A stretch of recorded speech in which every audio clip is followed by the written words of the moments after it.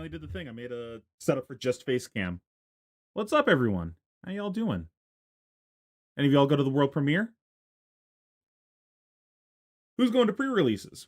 I'm working on a pre-release guide right now. Should be gonna try getting that recorded tomorrow and have that edited and get out by Thursday. I have my like rough draft written out for that. Hey Julian, what's up?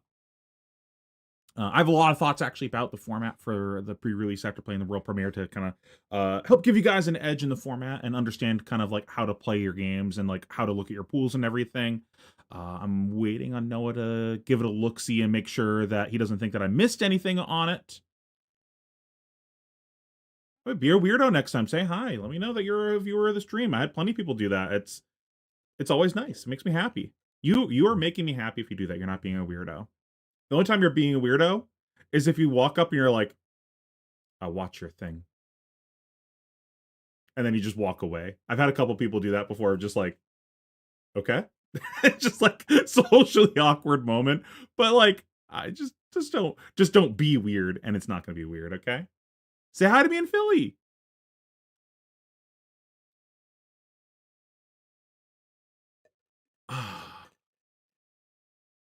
You built a tough nut deck?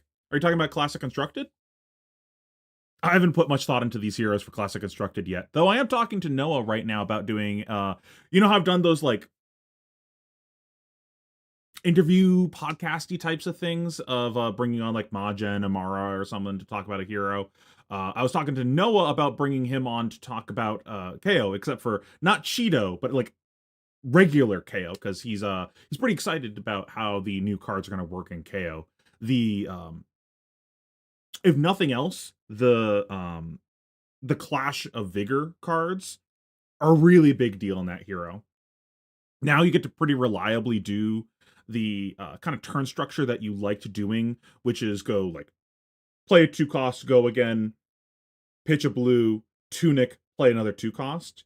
Well, now you're not reliant on your tunic to do that because you have the Vigor tokens. So he's pretty excited about the hero actually being playable now. So I was thinking about bringing him onto the channel to talk about it, do like a deck profile or something.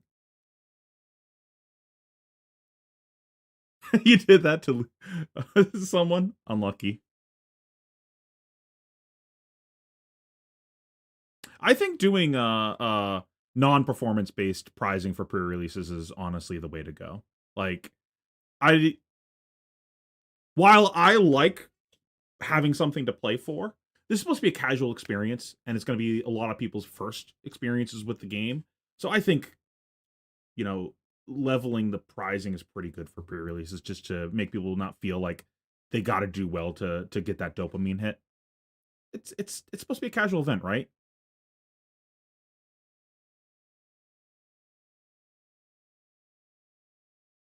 Which one's Villainous Pose? I don't know the card names yet.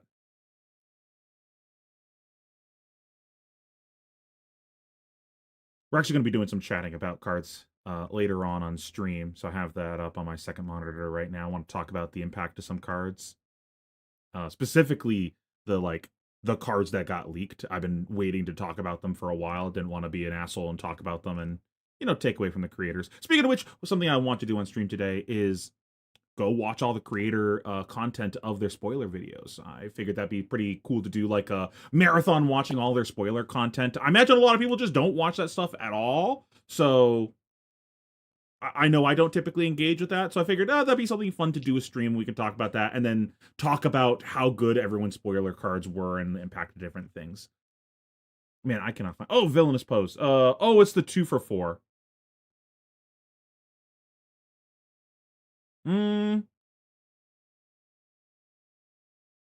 First of all, I'm not a big fan of that card in even in limited. It was fine in limited. It's like you play it because it says go again, and sometimes you just like need extra ways to boo. I wasn't like that excited about the card. It's fine.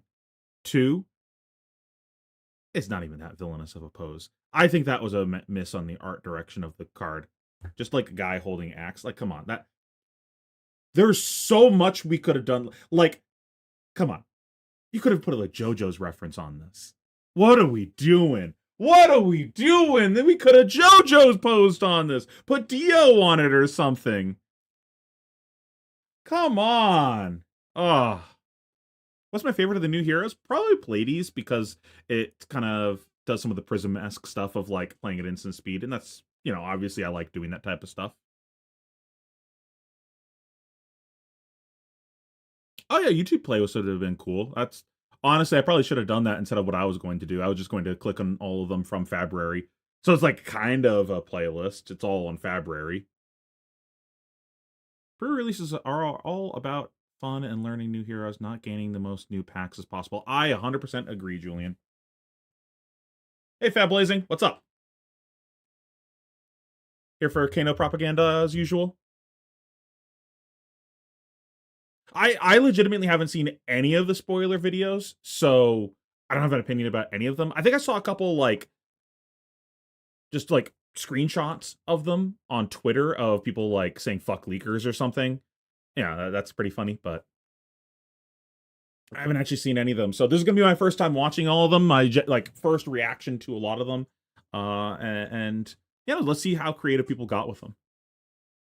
Before getting into that, let's talk about world premiere. Let's chat about that for a few minutes. I'm not gonna do as good of a story time as Majin does because I'm just like not as good at doing that. I didn't like uh write down everything that happened. Where the fuck did my notes go? I wrote down like a couple shorthand notes uh of just like my experience of the world premiere. So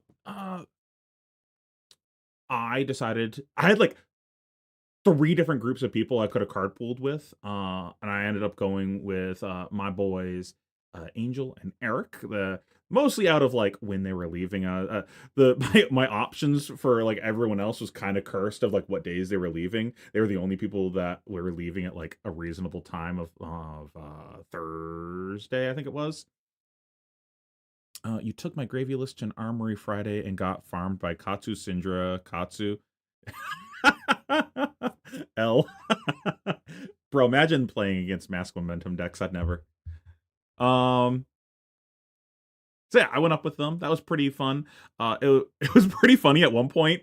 They put on the Runaways podcast from that week while we were in the car, and it was like, we don't want to talk to you anymore, Fino. We want to listen to you instead. Be quiet. We're listening to Fino talk now. I was just like, what the fuck? I'm literally here if you wanted to talk to me. So that was kind of odd. Um, I got a quite a chuckle out of that. It was super annoying though. The car ride there, I was planning on playing Switch. I have the DLC for Sea of Stars that I was planning on playing, and the whole car ride, the sun was just coming in through the window onto my Switch, and I was like, I can't see what I'm doing. I guess I don't get to play this. But also the service of my phone is shit, so I guess I don't fuck around on my phone. So kind of just sat there for 5 hours doing nothing for most of the trip. That was a little cringe. Um, so we get there. Go do the world premiere. Kind of just like got there, had some food, and crashed on Thursday. Went to play the world premiere. My first pool, I play Pleiades, and I open my packs, and I'm like, I look at what I got, and I ask the people around me, and I'm like, hey, how many supers and majestics did you get? Are these seeded? And they're like, oh, I got like one or two. And I look at my pool. I got a super or a majestic in every single pack. And this is not the first time that happened to me on this weekend. I had three of my pools, every single pack had a super or a majestic. I was like, what the heck? What is this nonsense? Except for one, because it was seven in a legendary. Unlucky, didn't get a super or majestic in every pack that pool. I was just like, what the heck? Uh, I ended up not even playing most of the supers and majestics that I pulled because it was just like not in the hero that I thought was my best pool. Like the bomb card wasn't enough to pull me into a hero. I thought like for instance in that pool, maybe I had a bunch of reviled cards, but I was like, I got a ton of red auras. Let's try out Pleiades. This make and I also wanted to play something that like made the most sense to me as far as a hero goes. I couldn't visualize how to play the other heroes yet. So I played Pleiades. Deck was pretty reasonable. I had a lot of red auras. I had a lot of 3-for-7s. It was a pretty just generically good deck. And then we get to round like 2 or 3, and I literally killed my opponent on the second turn of the game. What? I went first. I put a +6 aura in play. I pass. They swing at me. Whatever. Who cares? It was kind of a mopey turn. I go crack my gloves for +2. I play the 1 for 3 and cheer. I think I might have also blocked hat that turn because I was going to cheer 2 turns in a row. I forget. But yeah, I crack gloves. I play the 1 for 3, and then I throw a 3 for 7 at them. I think I swung like 12 at them or something like that. Yeah, 12. They like block 1 or 2 cards, go to like 11, and then I played another red aura. I still have my confidence from the cheer last turn. And I swing 18 at them, and they just died. And that was the moment that I realized, oh, this is what this format is. Oh no. Oh no. And that became abundantly clear over the course of the weekend that the format was fairly degenerate. There was a lot of really crazy things that you could do. In both of the Guardians, you could do stuff like that where you're just like spamming out auras and just OTK your opponent.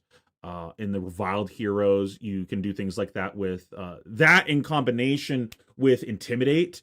I played Tough Nut later that weekend, and I had a game where my opponent, I'm at like 8.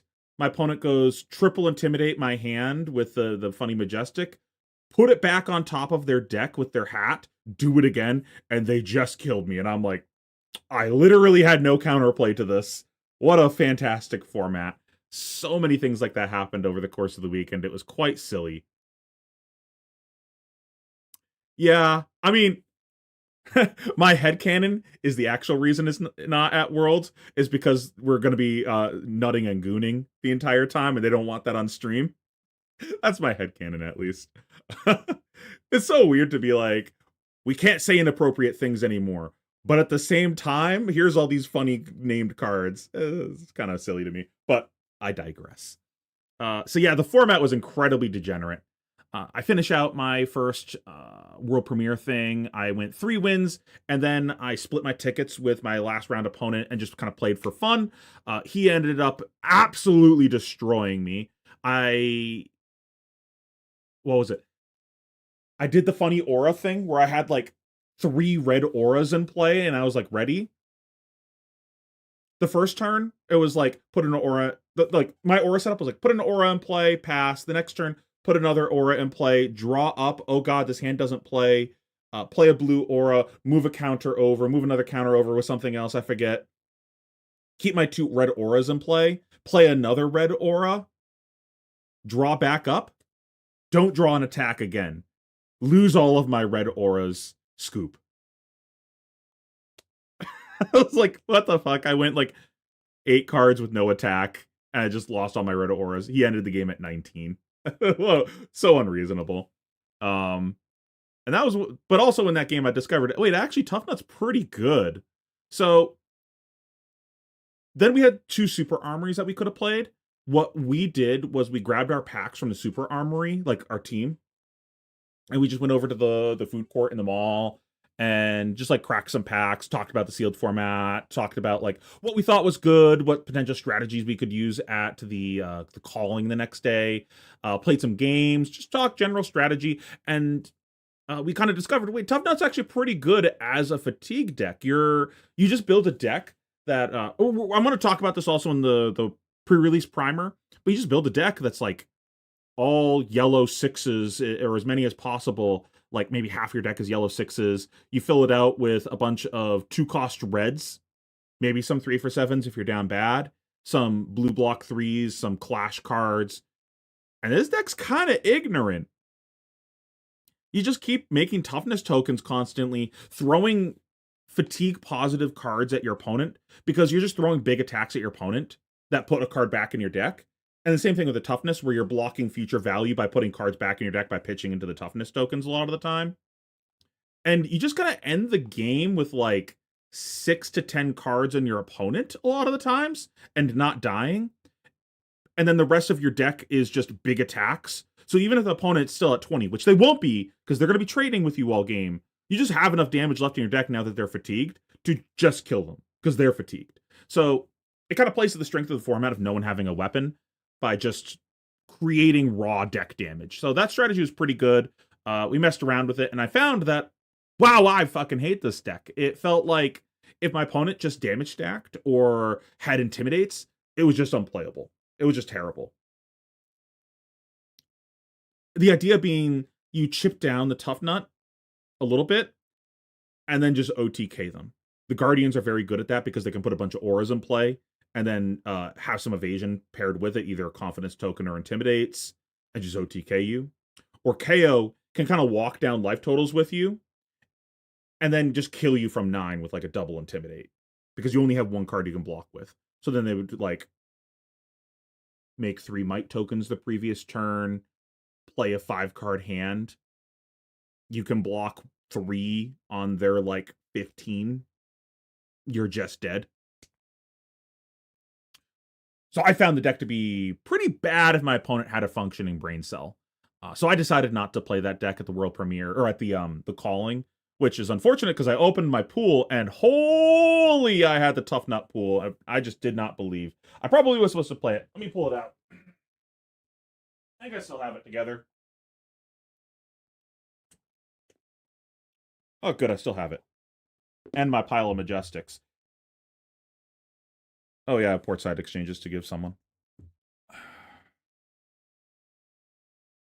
I guess I could show you guys my pulls. I kind of went crazy.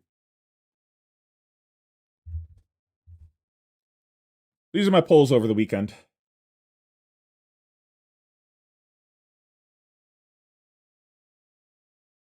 Kind of did pretty good on pulls, I will say so myself.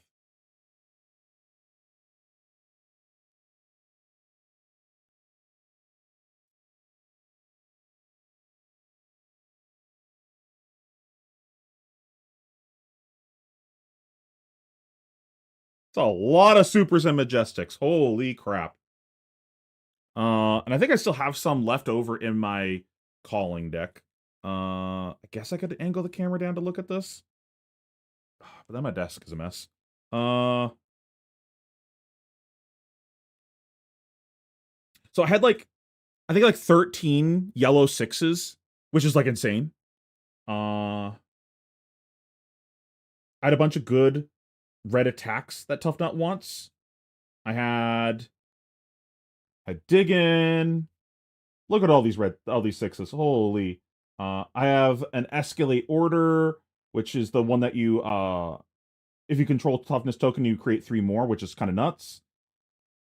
Tame this. This is like an anti-revile card. I have the cost 3 less if you've been cheered. Song of Sinew, which is pretty good in Tough Nut. This is just absurd pool for Tough Nut, but I just didn't believe. Also got the promo Tough Nut. It was meant to be. I didn't have faith, so I decided to play KO instead. And I did pretty good. My KO deck was pretty reasonable. It wasn't crazy. I lost round 1. I kind of drew pretty unfortunate. I drew like all of my blues really early on. It was a KO mirror. And I look at my grave on turn 4 and I'm like, that's like maybe like I think I had 15 blues in the deck, and there was like 8 or 9 blues in my graveyard already. I was like, man, I only have like maybe 5 blues left in my deck, and we're maybe halfway through the deck. I'm gonna draw a shit hand real soon that's just all reds. We walk it down. Game's really close. I made like a small misplay where I could have blocked one more card on something and then just cracked my chest for an extra $1, but I chose not to do that and just pitch a card in my hand.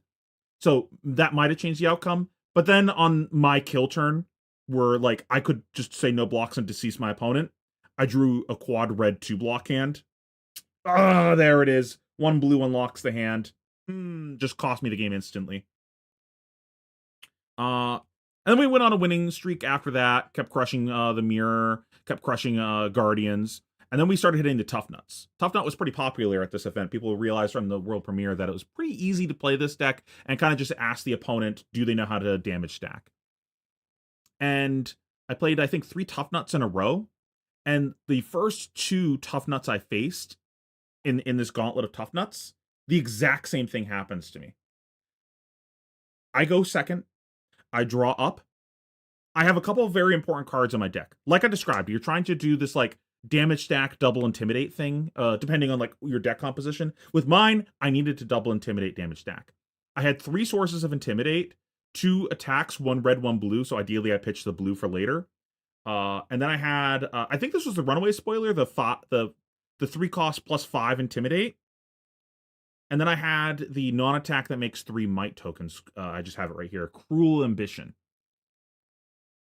I drew on turn 0 all 3 of these, plus like some other red that I'm like, I really can't block with this, and just had to block with like all of my win condition cards on turn 0.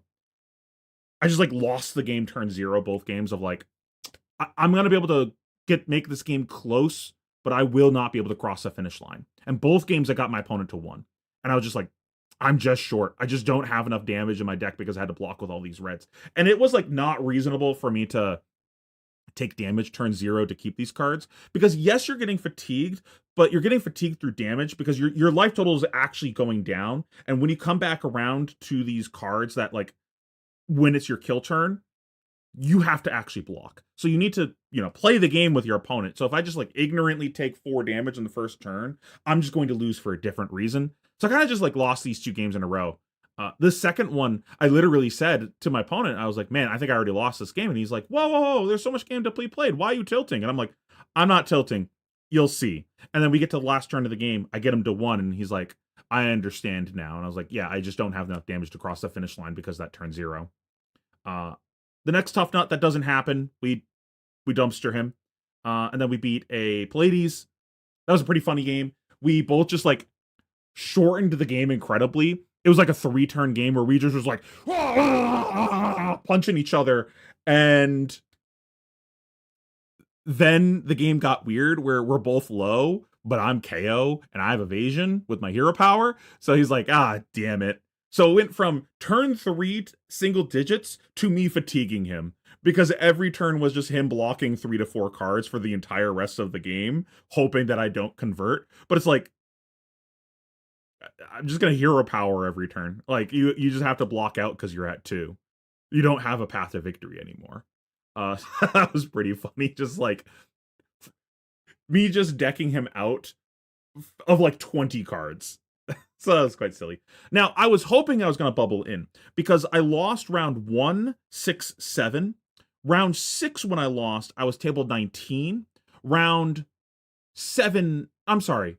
Round I'm saying it wrong. Round 7 when I lost, I was table 19. Round 8 when I won, I was table 48. So it was like, there's a chance I bubble in. My record's not that bad. I know some X3s are going to make it in, and based on where I was within the tables, I'm feeling pretty good about this 85th. Oh well. That's what happens when you lose round 1. But it is what it is. I'm not too upset, honestly. This is kind of a silly format, so like we said, kind of understand why it's not at Worlds. This format's kind of crazy, and you knew it was going to be an all timer when they had to make a statement in like the FAQ for the world premiere or wherever it was, about how stalemates work. That was I don't like that. That doesn't bode well. But it was fun. The format was incredibly fun. I'm not going to bash it when it comes to that. It's not great as far as a competitive format goes, but for a world premiere or a pre-release, I thought it was exceptionally fun. Everyone was having a blast. Everyone around me was having so much fun. And like, I mean, come on. If you can play Tough Nut every turn, you get to say, I'm gonna nut. Like, how can you not have fun doing that? It was so fun. I really enjoyed this. There's so many great moments, so many like, wow, that was crazy. I didn't even know you could do that kind of moments. I had a great time. It was so much fun. I would definitely go to another world premiere. If you have ever thought about going to a world premiere, give it a try. They're super fun. Now, I kind of skipped around a bit, but at the end of Friday, world premiere day, when we came back after the thing, we played the second Super Armory. And that started, I think, at like 6, and we got out at like 9-ish. And as one does, you finish, you pull out the phone, you go, food open near me. And everyone collectively at the same time got depression because everything closed in that area around 8. Ooh, that's tough. Kind of happy I went to the mall earlier to get food. But we salvaged the misplay and we turned the misplay into an all-timer. I was so happy. Turns out my favorite restaurant in the area, one of my favorite restaurants of all time, closes at midnight. It's a bit of a drive away though. It was like a 10-minute drive away, so it's not walking distance. We drove up though. We're good at the game. We got cars, so we just drove there. Oh my god, I love this place so much. It's like DeVille's Diner or something like that. Um, it's stupendous. And they did me up nice. They let me order off menu. So the first time I came to Montreal was for the Battle Hardened for I think MST. Someone correct me if I'm wrong in chat. Um, and I tried this place out and it was fantastic. It was so good that when I scrubbed out of the Battle Hardened, I just went there for lunch the next day. And turns out that I went there for lunch last time, the very first time they ever had a lunch menu. So I had no idea that what I wanted was a lunch menu exclusive thing. I wanted their pasta carbonara. It's so good. What they do is when they plate it, they crack a raw egg over it, which kind of weird. I don't want a raw egg in my food, but trust me, it's great. The pasta is so hot that it cooks the egg into it, and you kind of like coat the pasta in the egg yolk, and it covers all the noodles in like this velvety texture. Oh, it's so good. So I asked, like, "Hey, can I get this?" She's like, "Oh no, sorry, it's a lunch thing." And I was like, "Please." Please. And she hooked me up nice. I was so happy. Got that, got a nice chocolate cake. Everything on the menu there is fantastic. If you ever go to Montreal, try this place out. Um, Trying to think, what else did we do for food? Does real carbonara normally have that? I've never had it that way anywhere else in my life. Is that normal? Like, genuine question. Oh yeah, and the area was really weird too. Like weird in a good way. We were like at this intersection of the area where we're in this like deeply French area, which I loved. It gave me so much nostalgia for Lille, and you even got the full French experience of there were goddamn bees everywhere. If you went to Lille for ever, you know what I mean. There were bees everywhere. You went into every single bakery. There were just bees sitting on the baked goods. They were all over the place. I felt at home. And at this intersection of this French area was also Chinatown. And I believe we were also like in another intersection of some like Jewish area. I don't 100% know. I could have sworn one of my friends mentioned that and being like, "Oh, we should go over here. Does anyone like Jewish food? We can go over here and try this." But everyone was like more excited to try the French stuff because a lot of us were like, "I haven't had this stuff in a long time." Um, oh, all the food there was great. It was every single meal was 10 out of 10. Yeah, we went over to the Chinatown area on Sunday. Me, Dan, his brother, I believe his brother's name is Michael, um, and Yuanji. We went to this noodles place. I walked by earlier that weekend and I saw this place and I knew I had to go there. It met all the heuristics. Line out the door. The people barely speak English.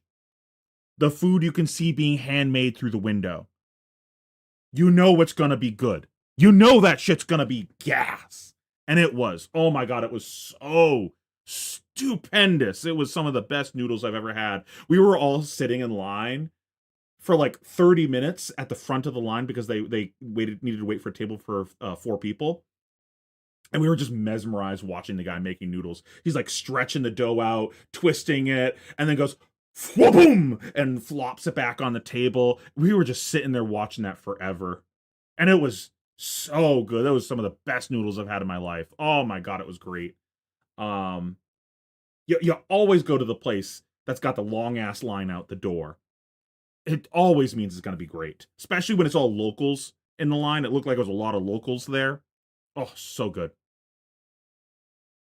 Yeah, I think I saw a couple of Jewish delis now that I think about it. I wasn't really thinking about that before, but I think I saw that. Let's see what else. Anything else to say?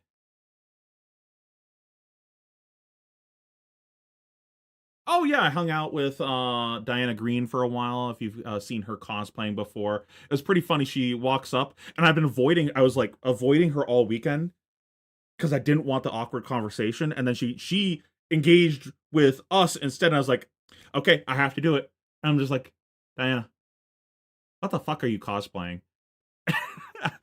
And she's like, I've been getting this all weekend. And then she like holds up her props and goes back into full costume. And all of us are just sitting there like,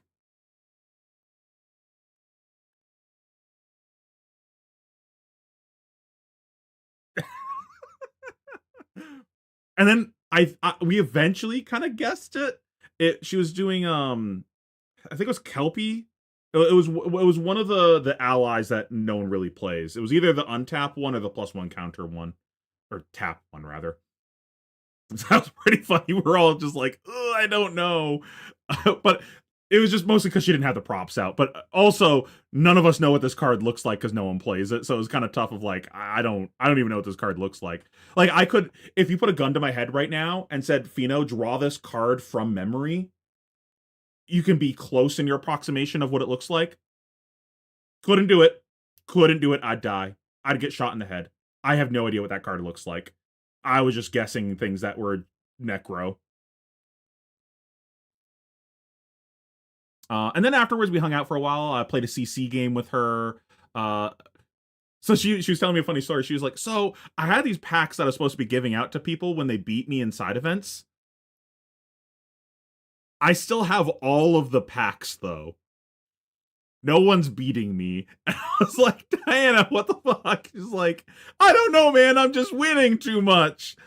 So like I saw her earlier that weekend. She's just like trying to give out the packs to people because people weren't beating her. That was pretty funny. But in that conversation, she's just like, yeah, I've been beating gravies and I know I'm not supposed to. I've just never played a gravy that knows what they're doing.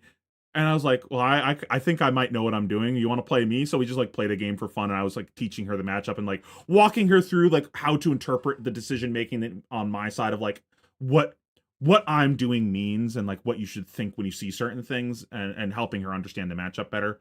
And that was pretty fun, just like hanging out, talking about the matchup for like an hour or two. Um,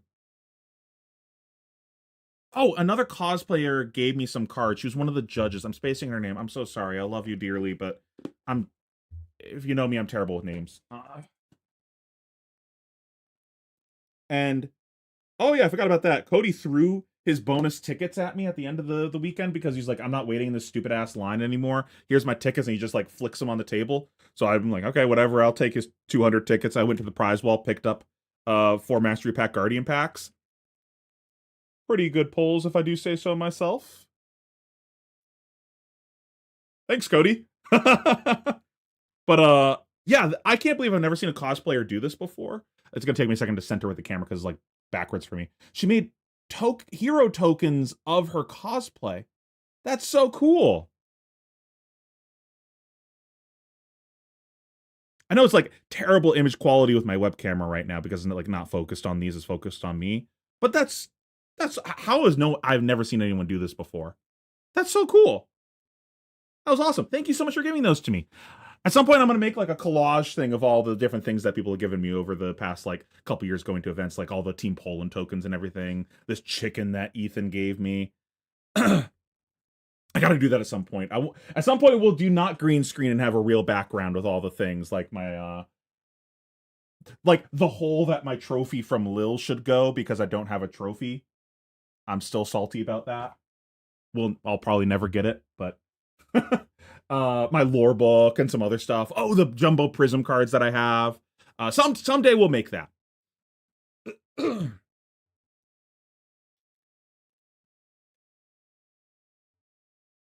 Mega bulk.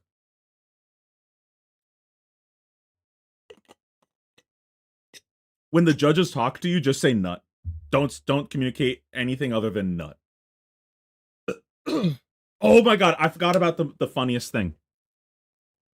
So there was like I said before, there was the mall that we went to a couple times. It was like a food court mall, and in it was this like fancy bougie chocolate place. I have a chalk bar here for it.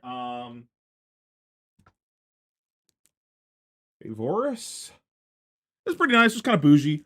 And they did ice cream. And you know, like the take a soft serve ice cream cone, dip it in the chocolate, and it like hardens. They did a thing like that, but it wasn't like the same type of chocolate. It was like their own types of chocolate. Um, and they had like a bajillion different flavors of it, like uh churro, orange creamsicle chocolate, like a million different flavors you could dip your soft serve cone in. So I went there on one of the days, got that, and I'm eating it. I'm just kind of standing there waiting for whoever else to get the thing that they ordered. And I think Dan is just like, "Hey, your ice cream looks like a pubescent teenager right now." And I'm like, "What?" He's like, "Yeah, it's going through acne." And I'm like, "Huh?" I look down, and the orange shell of it has all these bubbles coming out of it. There's like air pockets coming out of it, and then ice cream is starting to shoot out of the bubbles that popped, and it looks like pus is coming out of the ice cream shell. And I'm like, oh, that's kind of gross. Anyways, and I just keep eating it. And as we're walking, the integrity of this ice cream was not very good. Apparently, it's just exploding on me. The cone I have it in starts disintegrating. The shell around it is leaking from the bottom all over my hand.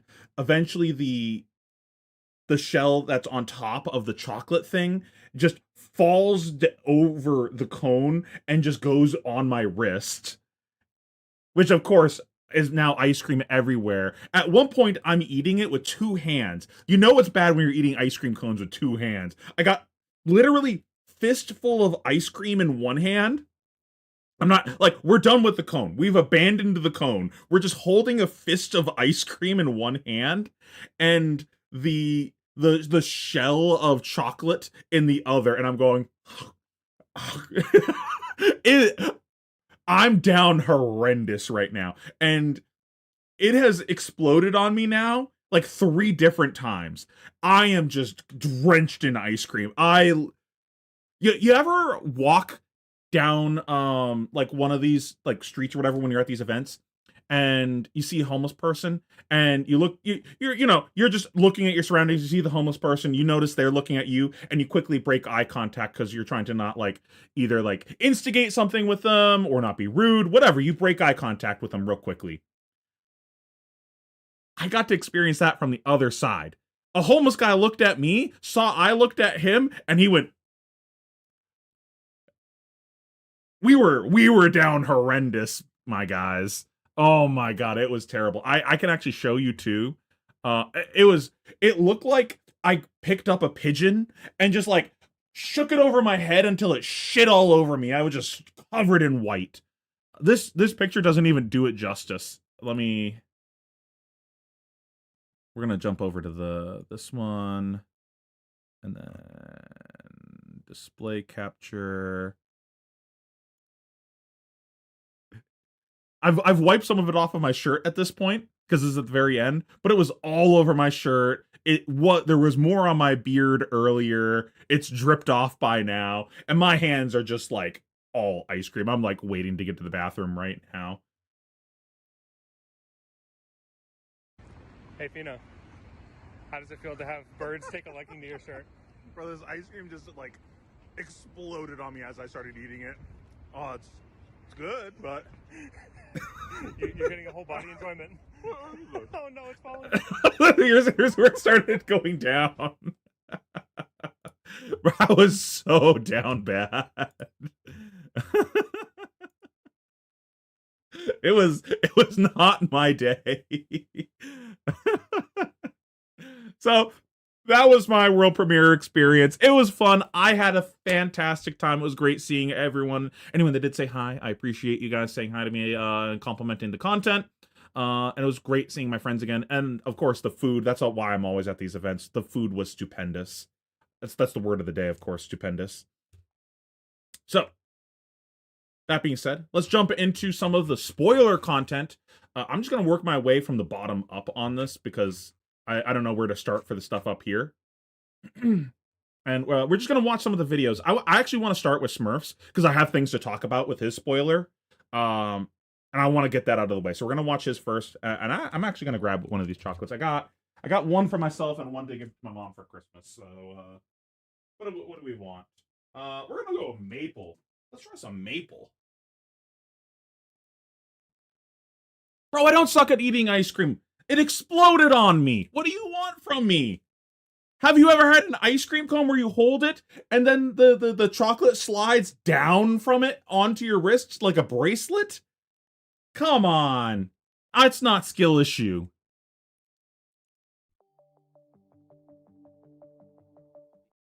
Okay. God, this is so cool. All Oh, right. he just does like a whole ass review of the card. Okay. Okay. I don't think I want to watch this whole thing then because this is you guys should just go watch it. It is definitely a skill gap. I want to sit here and watch the videos that are like they made a piece of content. You know what I mean? Like it's entertainment focused content, not learning content. I don't want to take away from anything that he said in this video by just playing it again. And honestly, I don't want this stream to go on that long. If we need some filler, we can come back to this. But you guys should just go watch this on your own. I want to talk about this real quick myself. I don't know if he covers any of this in the video. I assume he does. But this card is fucking broken. This card is insane. This is like... This is going to do for Prism what Tome of Imperial Flame did for Dromai. It is insane. Sloops is 2.2. Okay, we'll watch Sloops next. We love Sloop on this channel. He's my guy. He's the GOAT. Also, congratulations, Sloop, for getting the grant. My guy. He was definitely like up there. If there was a vote of who would have gotten it, he would have had my vote. I wanted him to get that. Good for him. Anywho, what was I saying? This card busted. So, okay, let's talk about it real quick. First thing, this enables you now to flip multiple angels in the same round. You can now flip like 3 times in a round. You can flip on your opponent's turn, flip on your turn, play this flip again, and theoretically more if you have more copies of this card. What this also does is it significantly simplifies your fatigue matchups because you're less reliant on getting soul. This every time you play this card, you're just like spawning 2 cards into your soul because it itself is going to anytime you flip swing an angel, it's spending 2 soul. Assumedly, you're activating the trigger of your angel each time. So this is just spawning 6 total soul in your deck. That's so important, especially for like the fast matchups where you like really need to make sure that your Erudition gets multiple triggers. So like I can Halo plus this, and that's 3 soul that I've generated. So now I can swing with my Erudition twice. That's so important.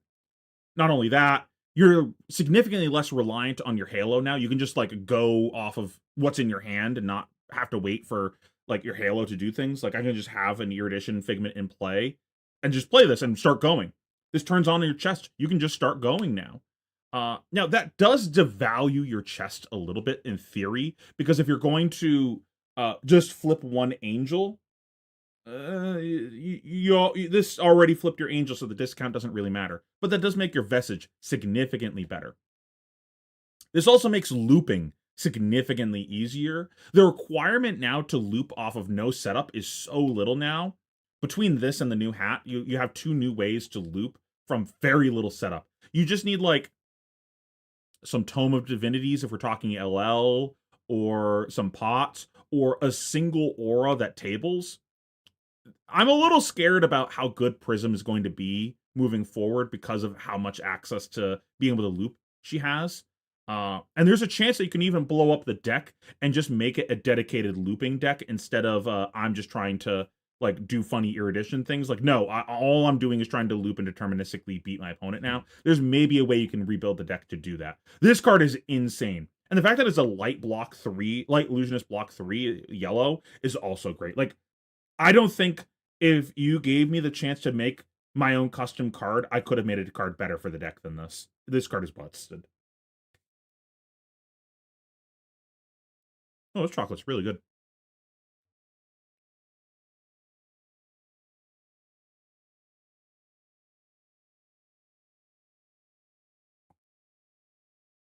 Where is Sloop?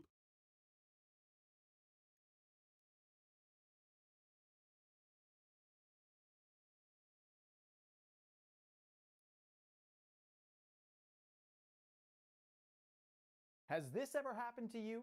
I'm sorry. I just can't do this anymore. What do you mean? I thought we were a perfect matchup. I thought so too. But how can we be when your deck is so small? Janice, wait. No, Mark. It's over. It's time I find myself a real man, with a real deck.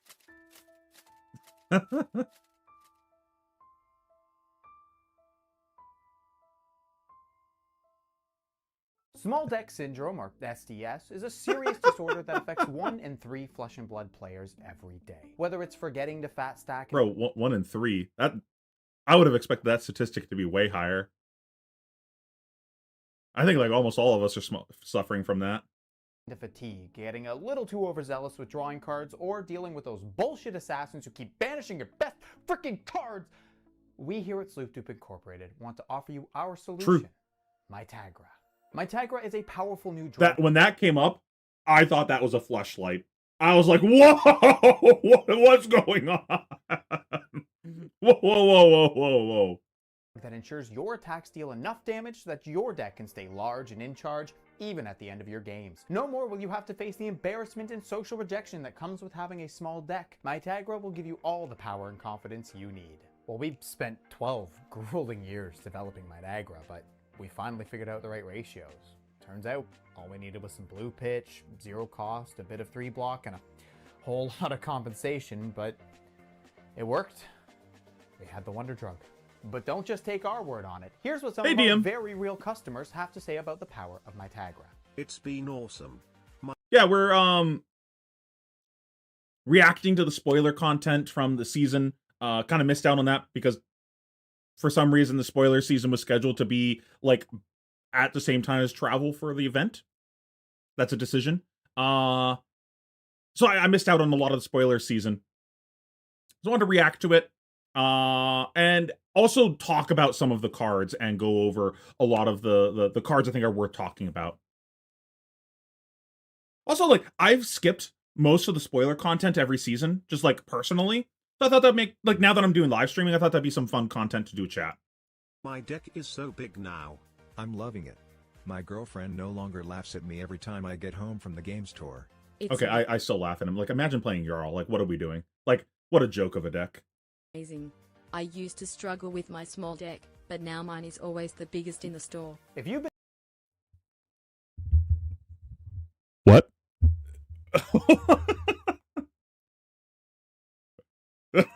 struggling with your deck size recently, then Mitagra could be just what you I mean, need. some people are Go into on that, but your like... LGS today and ask your store owner about Mitagra so that you can be a better, healthier, happier flesh and blood player. It was a very NSFW If you have heart issues, video. are pregnant, or a child under 18, an adult 18 or over, or you're a filthy assassin player, then Mitagra might not be safe for you. If you experience dizziness, nausea, or a sudden and repulsive desire to play Kano, stop taking Mitagra and contact your LGS owner. Sorry, Fat Blazing. Side effects Not for of you. taking Mitagra include, and are not limited to, drowsiness, diarrhea, shuffling issues, and headaches. Mitagra, because everyone... Wait, I might already be taking this. Chat, someone's been slipping this to me. I already got the poopy pants.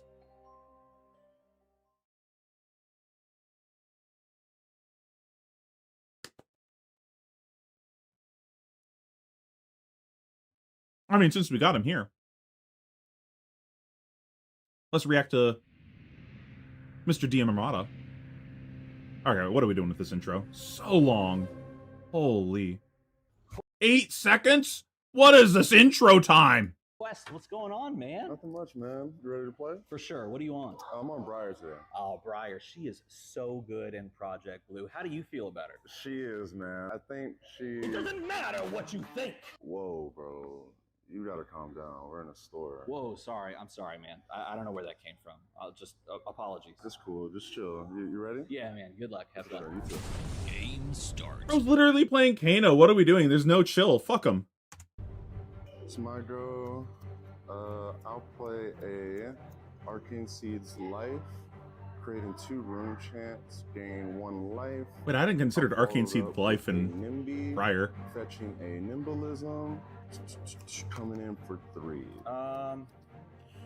Yeah, no blocks. Take 3. Okay, cool. Create an embodiment of Earth. It doesn't matter what you make!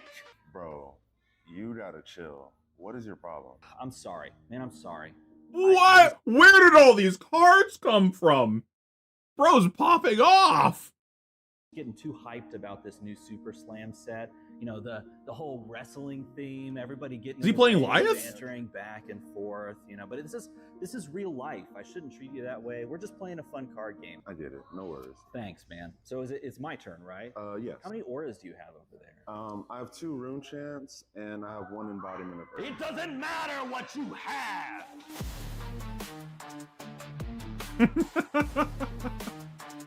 Whoa. Bro, the art for this card is crazy. This card is so cool for the art. Like, holy. I did not know this was your spoiler. What a great card. You put a bunch of stuff in this one? What do you mean by a bunch of stuff in this one? Oh, so this card is great. This is going to see, like, on and off play for a long time, I think. Like, the stat line, obviously, is pretty good. Its effect can kind of mess up a lot of decks. Consider even just, like, breaking an agility token for a warrior or a brute. Like, that's pretty good. It kind of makes them playing wind up on their turn to claw much worse. And the rate on being able to do this effect is insane. If we value a token at 1 value, now honestly, a lot of the tokens aren't worth 1 value. Like an agility is probably worth more than 1, but for argument's sake, let's just call it 1. If you break 1 token, this is a 1 for 6. You break 2 tokens, it's a 2 for 8. You break 3 tokens, this is what, a 3 for 10? Like, holy. Now, granted, pretty hard to actually do that. Most decks only make like 1 token, and a lot of them you can't even interact with right away. Like Ponder token, you're not gonna be able to break that. Warrior and Brute, like basically the heavy hitters heroes, they only make 2. Illusionist, they make 1. Spectral Shield, like whatever. Which is still fine, but whatever.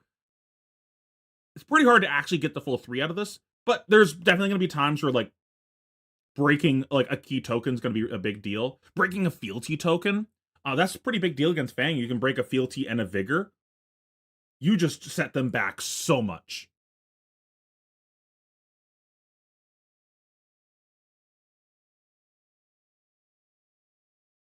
Watch to the end? Sure.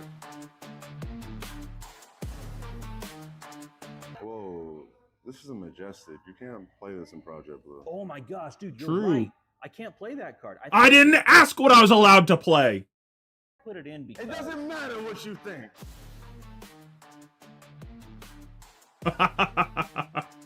Well, there's clearly an error here because of the first attack, the rune chants are supposed to resolve. Everybody knows that Kano is only supposed to have 15 life, or he's just bad at flashing. It doesn't matter what you think!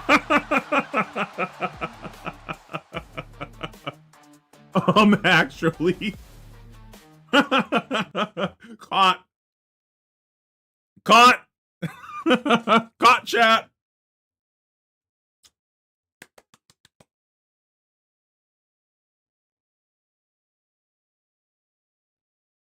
That's a great spoiler.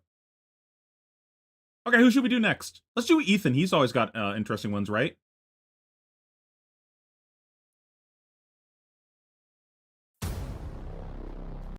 I didn't think it was an error. I was just like, wait, what's going on over here? You're just cheating? Oh,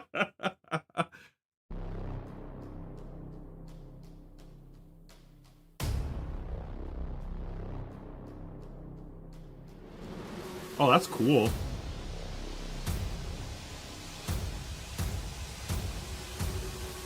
Okay, I don't actually think I've ever watched one of Ethan's spoilers. Does he always do stop motion Lego stuff? This is kind of crazy. Does he do this himself?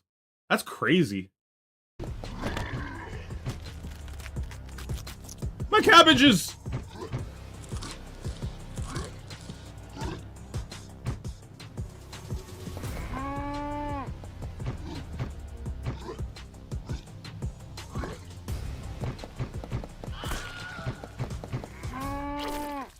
Be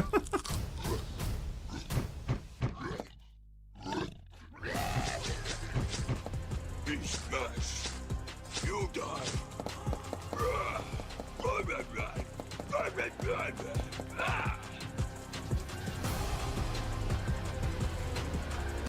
And we got another card to talk about too. This card is pretty interesting.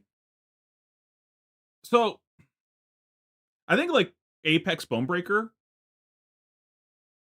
is a better card in a vacuum. You're generating the same amount of block value.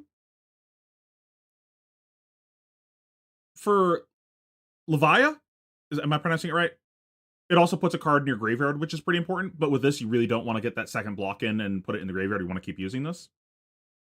And you're spending nothing to get that value, right? Like you're just spawning 2 value into play. It's just a 0 for 5 equipment.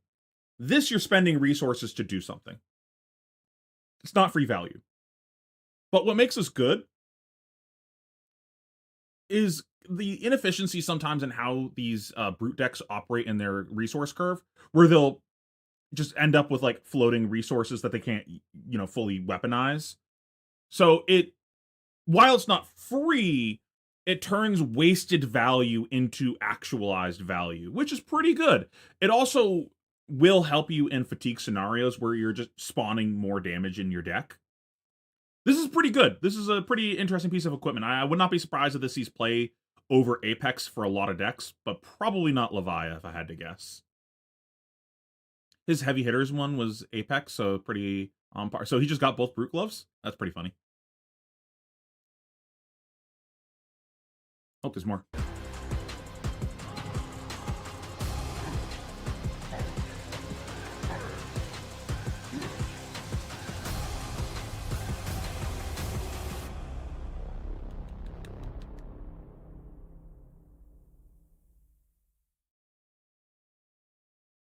Yeah, for sure. It's very similar to Greyforge, which is a pretty good effect.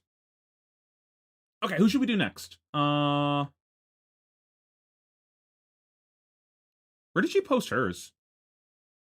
Did she just post it on Twitter? Huey? You know, I've never actually engaged in the scavenger hunt. Maybe we should do that on stream next time. Would you guys like that? If we, like, tried doing it together on stream?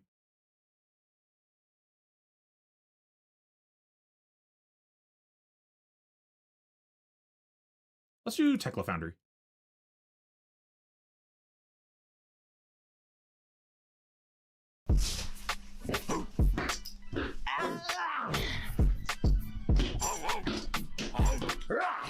I've known him for a while. We both worked at Teklo Industries. Layoffs hit hard, so I've been letting him crash. But it's been 6 months. And it's not just him. He's dragged some of our friends into this shit. I think it's awesome.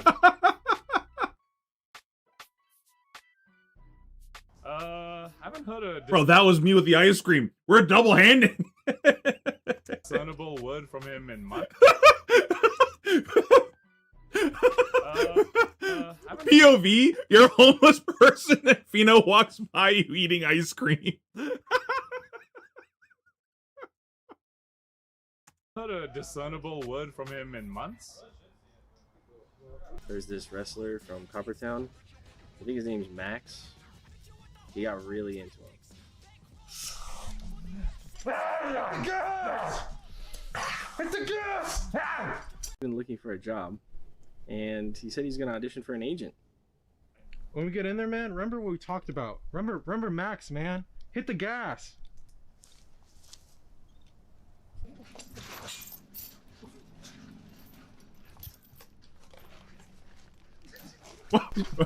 Bro went after the shoelaces. What? Huh? Well, hold on. Okay, continue wrestling.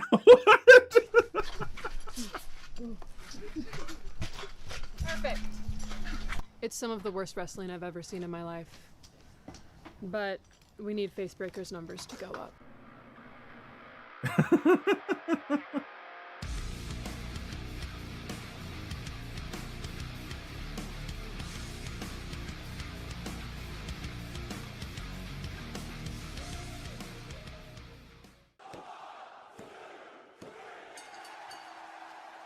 thought I came to see a double homicide.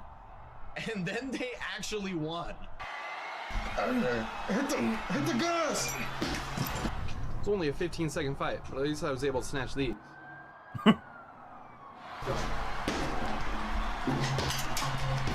I always bet on the new guy, and this time it paid off.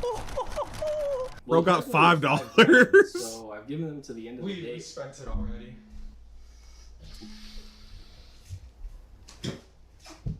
We spent it all on gas and we got this cool card. Paid a lot of good money to get it signed by Max. Bro, this card is cheeks. I'm sorry. I asked him if he's been looking Max for players will never financially recover from the cards that they've been getting. Unlucky. a job and kill yourself. And so he's got to show that I did. Max players, every time that they get a new card, I'm gonna kill myself. Damn, actors have it so tough. They do. That's crazy. I asked him if he's been looking.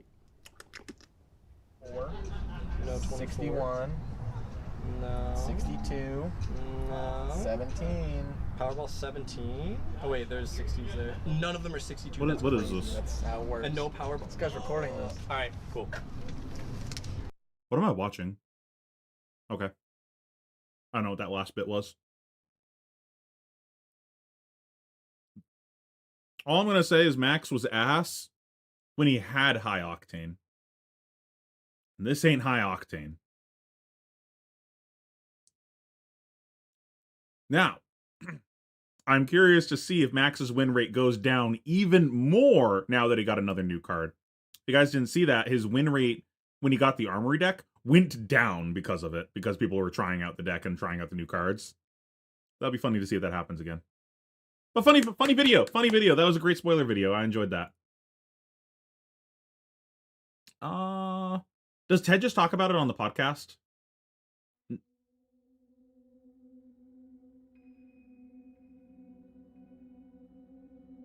Many think there are multiple paths to power. Some will buy power with gold and riches. Some will take their power at the edge of a blade. And some create false idols to convince others to surrender their power.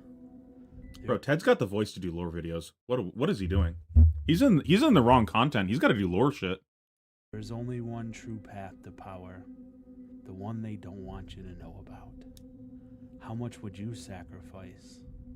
How much pain could you endure to gain the power you seek? The power to shape worlds. The power to save Wraith. Only a few have completed this passage of pain and possess such power. Chain was raised within the monastery as a disciple of Pain. As he studied the dark arts, his pain threshold grew higher. Chain felt his connection to the shadow grow stronger, allowing him to see the true nature of Wraith for the very first time. In that moment of transcendence, he felt the true weight of his duty to humanity. Through Ursur, Chain would have the power to bring his enemies to their knees, to bring the disciples of Pain success, and to ensure they would never again be at the mercy of Solana. Vincett's path also began with Solana. From a young age, her heart was enveloped in shadow, and for this she was tortured for years by her captors. She screamed for her mother's help, but those screams were left unanswered. Nazareth was her salvation, the driving force that freed her from Solana. And now within the monastery, she uses her dark arts to inflict as much pain as possible, forcing pain onto those who worship the false idols of Solana. The uninitiated can't see the black moon rise over the monastery. It mirrors the night tide, pulsing starward with its invisible light, witnessed only by those anointed in shadow. Can you see it?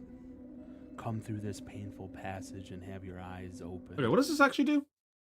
You may banish an attack action card from your hand. If you do, it gets +3 or go again until end of turn. Now, that's pretty good. And gain untold power to snuff out the light.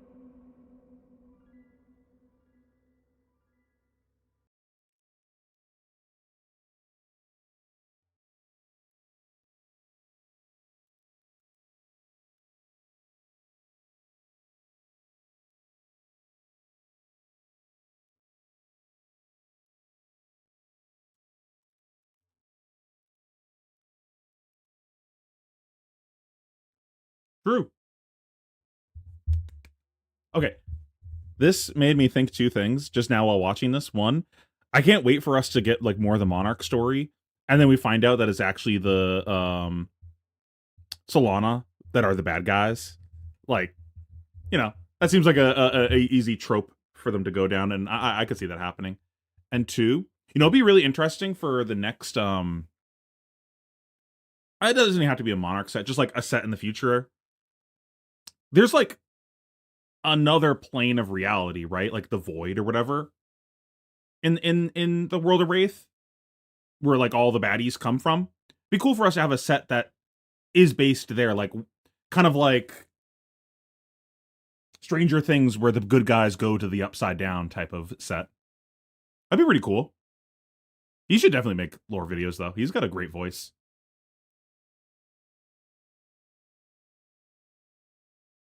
Does it make Vincent better? Probably not. Probably sees play. I think it's like at least a reasonable card, right? What did Ellie do?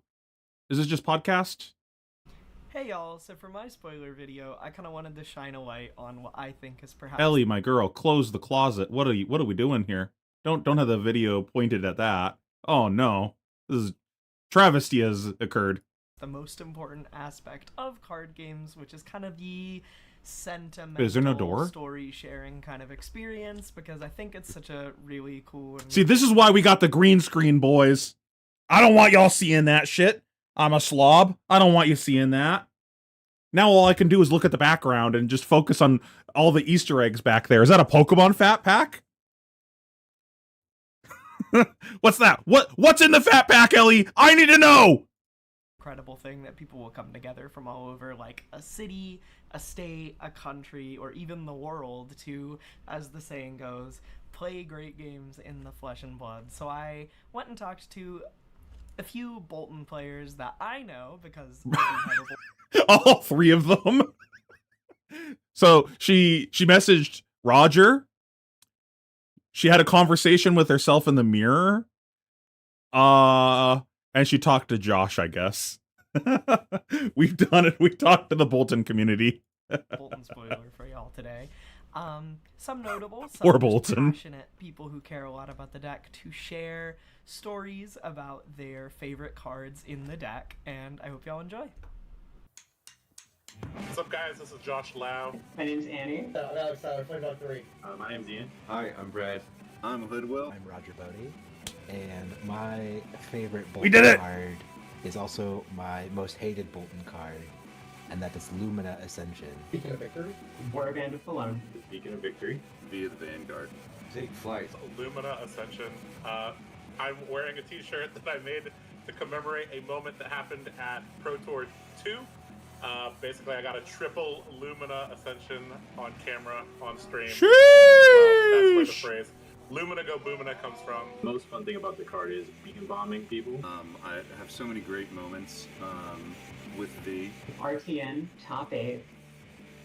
And it drew me triple Lumina every single game. It embodies what Light Warrior is. And it lets you do really unique and interesting things regardless of what weapon choice you're running.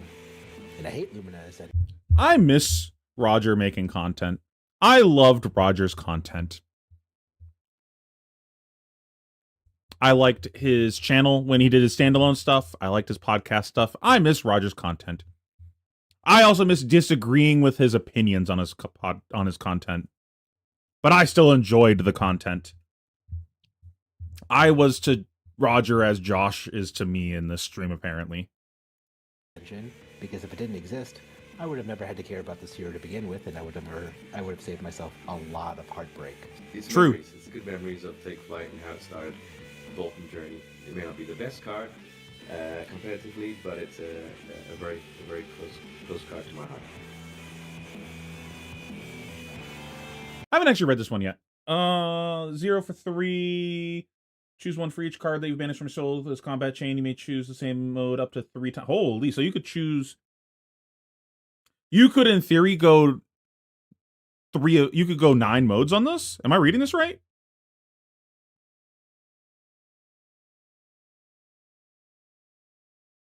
I guess it's not completely unreasonable to do. The thing that kind of sucks about that is, let's say we go big mode and we get like a bunch of options off of this. In reality, you're doing that what on your big turn, right? Like we beat Beacon, right? The banish from soul multiple cards thing. Or we go super wide. I don't want a bunch of tokens next turn. I want those. I if I'm going big, I want that value now.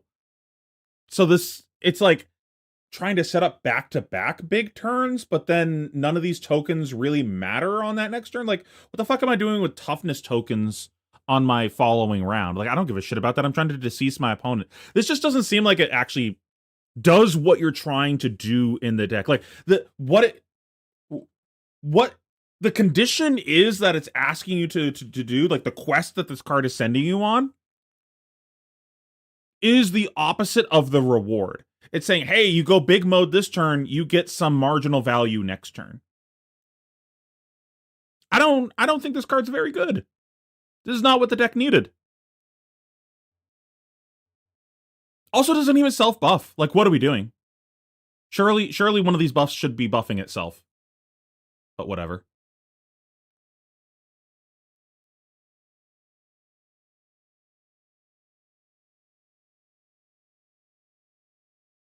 Oh, Courage can proc this turn, right? I'm thinking Might token. I mean, pretty easy for the brain to think that when we got 2 tokens on the card that are next turn cards, right? Okay, sure. Okay. Not as bad as I was saying then. We can immediately get the value. We can just go Courage mode 3 times. Does that change my opinion? This could become a 0 for 6. If I completely don't care about any value of the other 2 tokens, this is a 0 for 6.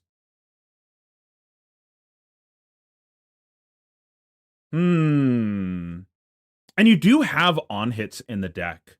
So like going big Courage mode and then pushing a big attack with like on hit draw could matter.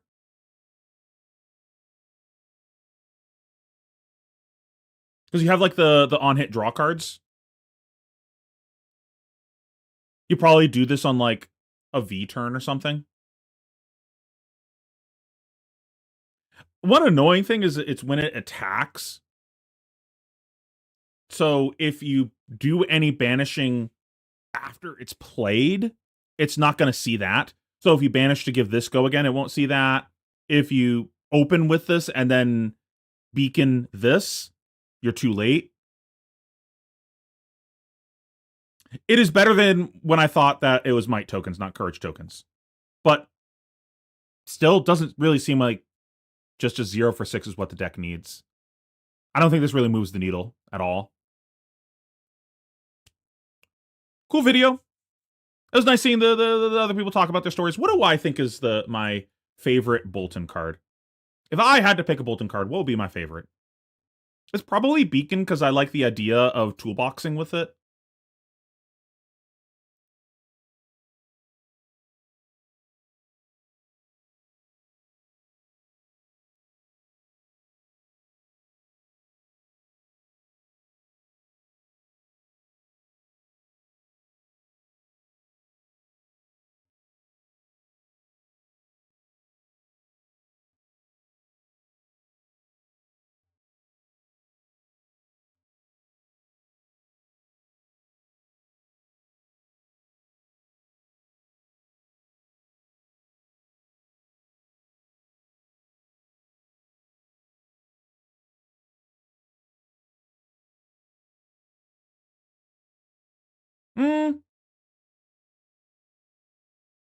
Lumina's okay.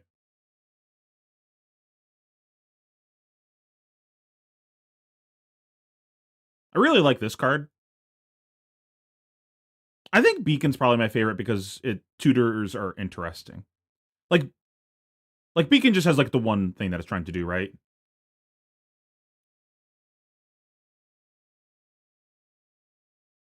Or Lumina has the one thing it's trying to do. What does this do?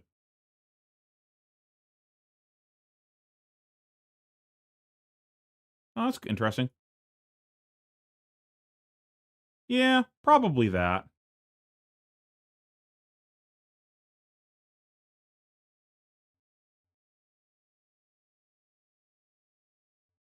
It's tough. It's like you can't go too crazy with Bolton because if you give it too much, then it's just like it's broken.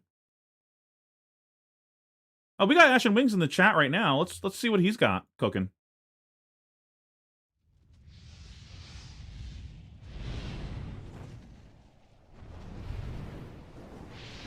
All right. I complained about this with DM, y'all. Get rid of these goddamn second intros. You lose the majority of your viewers in the first few seconds of your video. You're creating a reason for someone to leave your video with this. I'm already on your channel. I know who you are. Get this shit out of here. What are we doing? You got to get right to the point or you're going to lose viewers. 15 seconds of intro. What are we doing?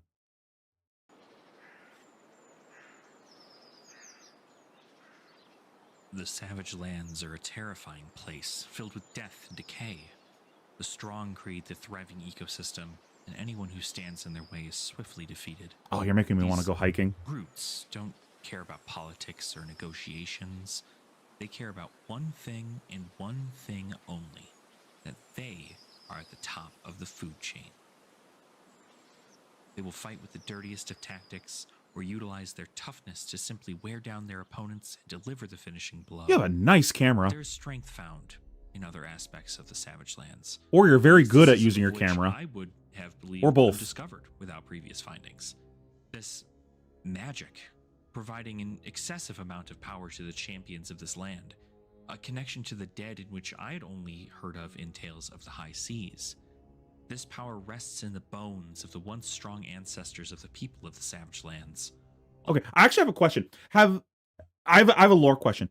Have they ever directly said that there is magic in Wraith? Do we actually know what the source of mystical MacGuffin powers is?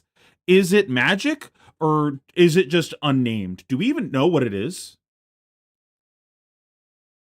Whatever you did, it looks nice, man.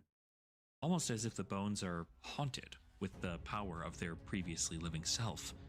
These magic wielders grant great power to their champions using the bones from ages past, providing an almost unnatural... Okay, I'm guessing that you're... I didn't look. I did not cheat.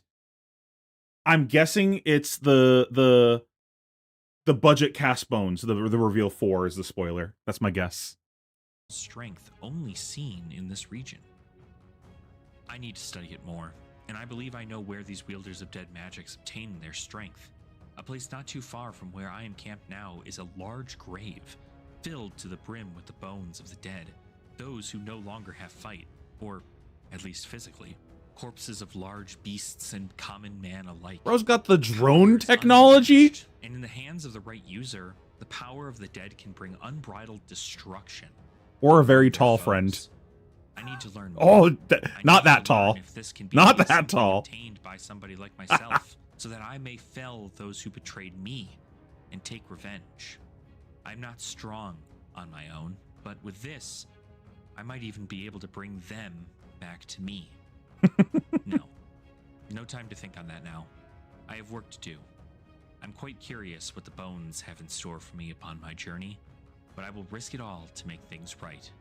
It's time to visit the boneyard. Getting a boner. We're not even talking about gravy today and we're getting boners. What a great day. I guessed wrong. Unlucky. What does this do? I had this once. Put a card with 6 or more from your graveyard on top of your deck. Create a Vigor token. Huh. You know, I never even played this in Limited. Unlucky. I'm so bad at the game. To my knowledge, it's not called magic, but it's magic by definition. Sure. I'm just curious if we know what it's called. I do have a lore book. It's somewhere in my cabinet over here that will someday go next to the gaping hole that I will leave open for my trophy. We will intentionally leave a hole with a little plaque thing saying this is where my trophy would go. I will put the lore book next to it, the only trophy I actually have.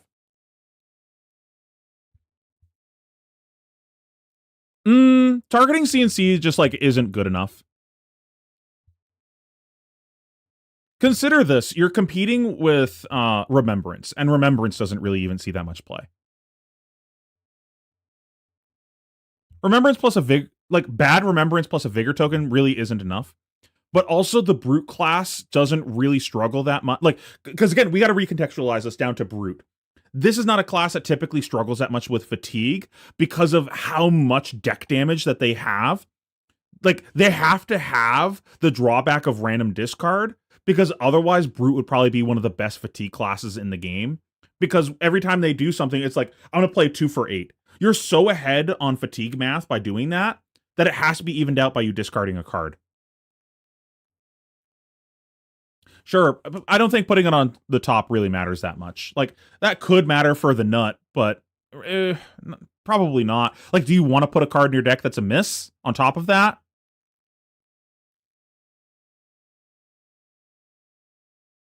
Huh? What are you saying? Remembrance can't target attacks.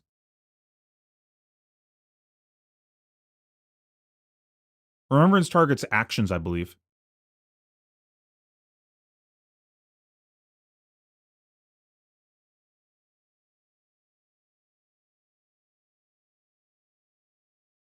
Yeah, but then you're putting a not 6 in your deck for Tough Nut, where it's like, I'm going to put a 6 on top.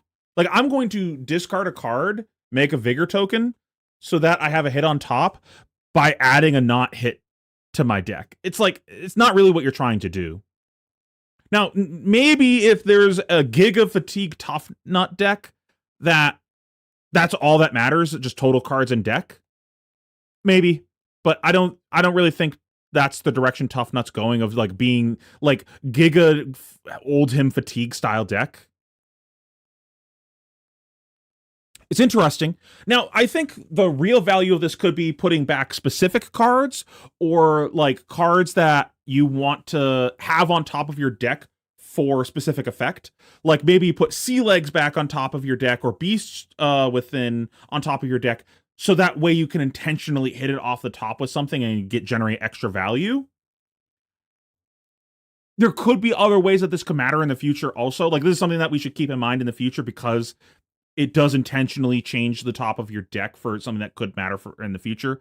We already have cards that care about the top of our deck, like Rabble, so maybe that matters for something in the future. This is like, keep it in the back of the head. Oh, I didn't even like it in Limited. I thought this was terrible in Limited, because it's not a 6. And you're not like lacking in blues. Maybe in Draft, where you're like scraping for blues. In Sealed, you got enough pitch cards. And honestly, in Tough Nut, you really actually wanted yellows more than blues, because the yellows are 6s, and your whole cost curve is structured around 2. So like, it being a blue just means you're wasting resources. It's not like terrible. You'll still play it if you're like down bad for pitch cards, but you were pretty easily able, like you were typically in Sealed able to be picky choosy with not putting blues in your deck, because you're like, okay, I want to put like 10 to 13 yellow 6 powers in my deck. Okay, I've got like 7 red 2 costs. Maybe I want a couple 3 for 7s, or a go again here and there. And I guess I'll fill out the rest with blue 3 blocks. Oh, I have like 5 blue 3 blocks that clash, so I'll put that in because that's good enough. And now I've already finished my deck. You really weren't including that many blues in Tough Nut in Sealed. You had some. You basically wanted to have some blues in the deck, because whenever you would pitch a red 3 for 7, you wanted to make sure that you put a blue back in the deck to go with it, so you could cast it later on. That's a cool video, though. I really like the cinematography, and you made me want to go hiking.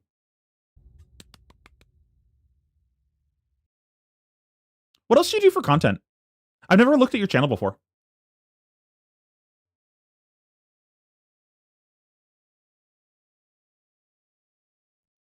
What's A to Z? Is that just like you explaining the basics of a hero?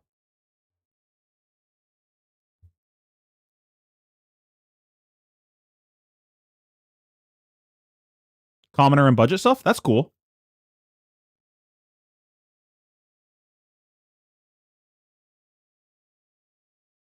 My only trophy is for commoner.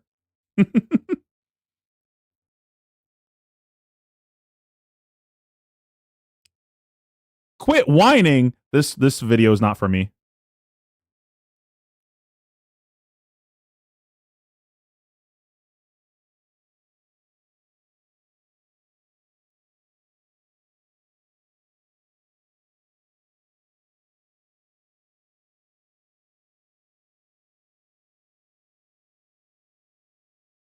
Gotcha. So like gameplay and also deck profile stuff. That's cool. I mean, since you're here,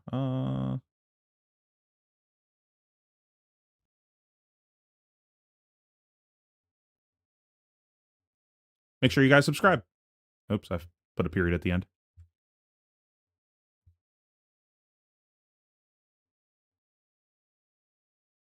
I already saw the Runaways one, but we'll watch it for chat. In a world full of leaks, there is only one Wait, maybe I didn't see this. that nobody thought to reveal to the public. Obviously, it is far too powerful for just one man to leak. Yeah, that's totally why no one's seen this card yet. But luckily, we have 3 people reviled enough, hated enough, that they can reveal this card. Welcome to Runaways After Hours. Obviously, it is too late for Lucas, past his bedtime, so he does not get to partake in our spoiler card. I think our spoiler card is not leaked. This is very important to know. But Noah, will you do us the honors? Get shitty cards, that way they don't get leaked. Spoiler card. Genius. I will see if my editing skills are up to the task of putting this also on the screen while you talk, but we will cross that barrier when I get to that barrier. I believe in you, man. I'm trying to mimic my face right now. Interesting. Can you show me the KO lore thing? There we go. So this card is Sadistic Scowl. It is a red reviled action card. It costs 3, and it says your next. Wait. Oh, Kano. Kano, Lord Chancellor began voice heavy with waning. Your account implies that you used only your inherent fire magic. If Chio is correct, you can cast an etheric spell. I guess etheric is so aether exists. I wonder if there's any magic other than the ones that the wizards channel. I wonder if that implies all wizards are channeling magic. I wonder if there's any other MacGuffin energies. Next attack this turn gets +5 power. Intimidate target hero. For what it's worth, you can intimidate yourself. I don't know why you would, but you could. And it has go again and blocks 2. I found the reason to intimidate yourself. You're playing against a guardian or a face purgatory, and you don't care whether or not your opponent is going to block this or not. So you don't want them to block with one of the things that makes you discard a card on defense. Probably terrible, but that would be a reason to do it.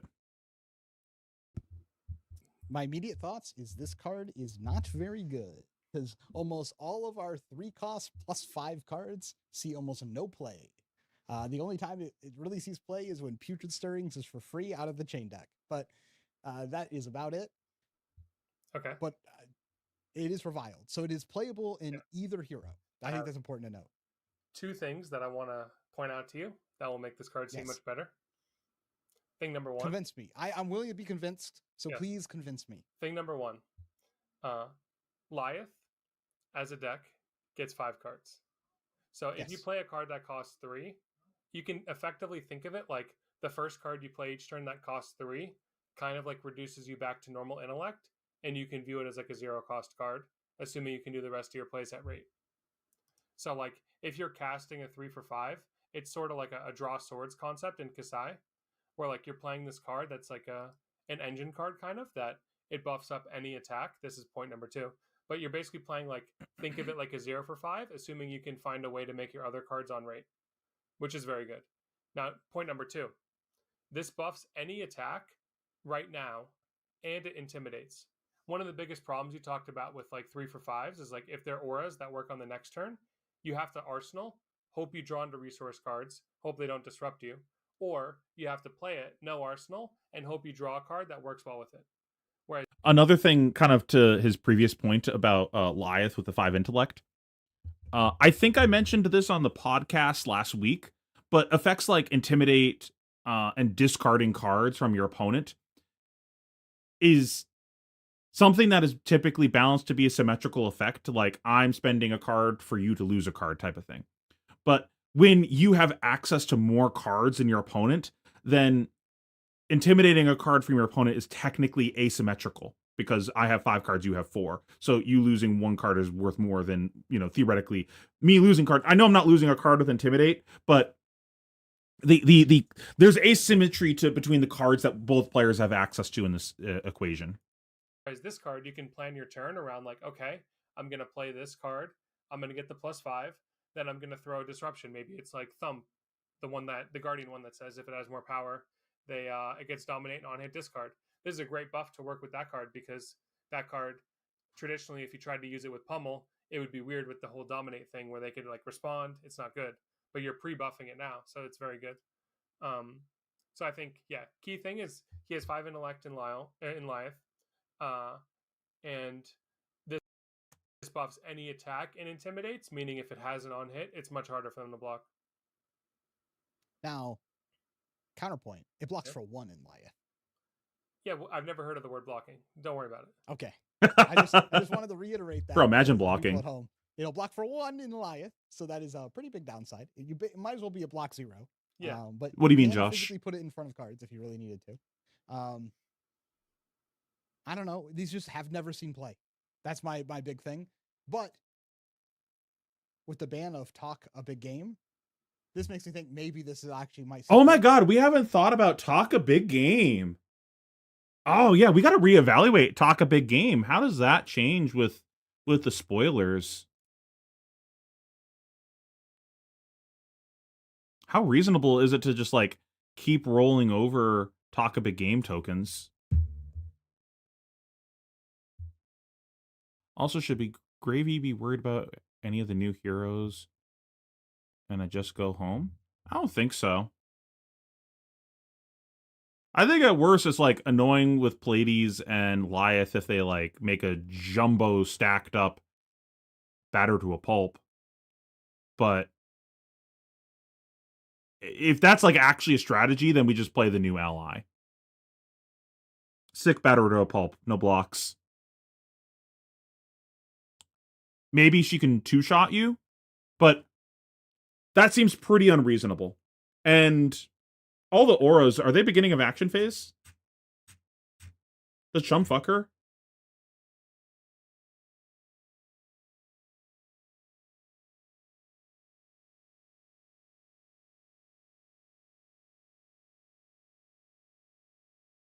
No.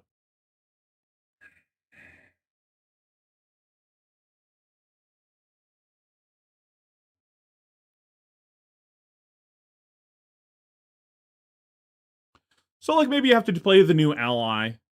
Who spoiled the new ally, by the way?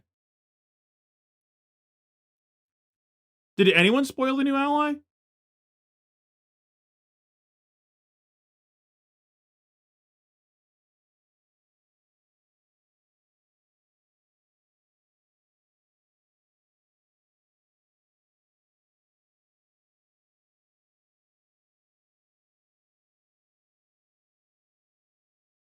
Bro, imagine I just like made my own spoiler video for it after the fact.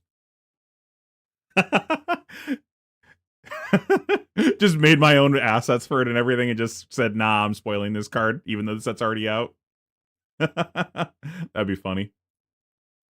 Because that intimidate word. Maybe that's a thing you're actually doing. I guess we'll talk about that after this video then, if no one spoiled it. Then it did after that. Now that they've banned Talk a Big Game.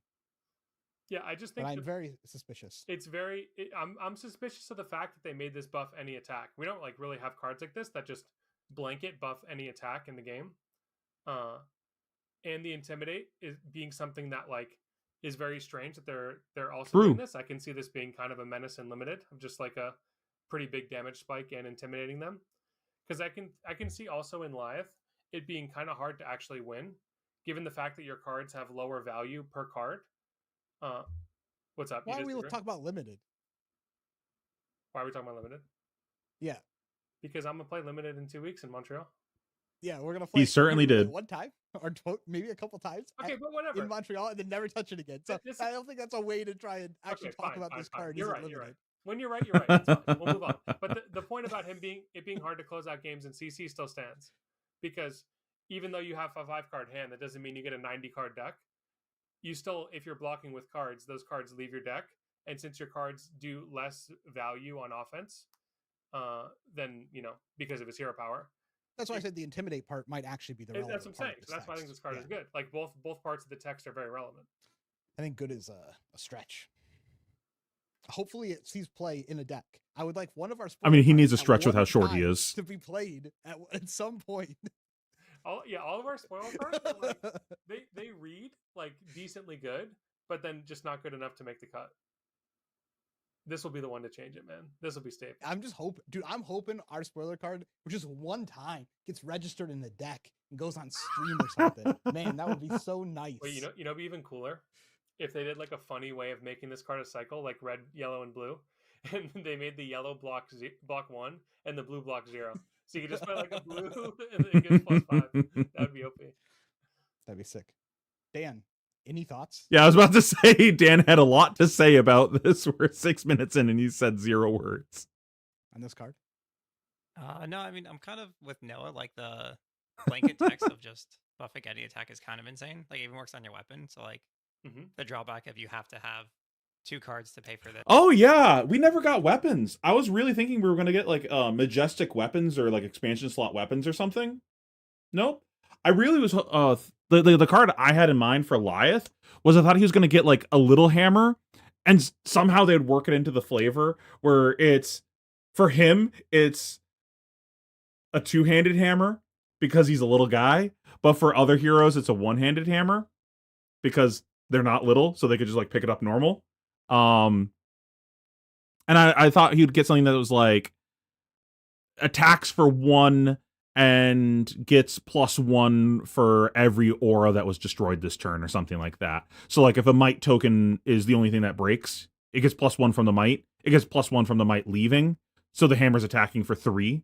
I thought that'd be pretty interesting design space for it. Maybe you have to like cap it, but I thought that would be pretty cool design space for him. And just no weapon at all. Okay, unlucky.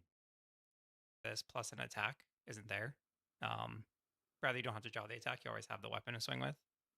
I think it's got potential. If this card blocked 3, it would be like baseline. This is solid. The blue's kind of insane.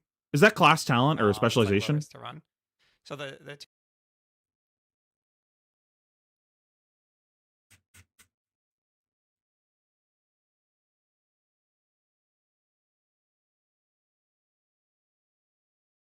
Oh, is it just like not even in this?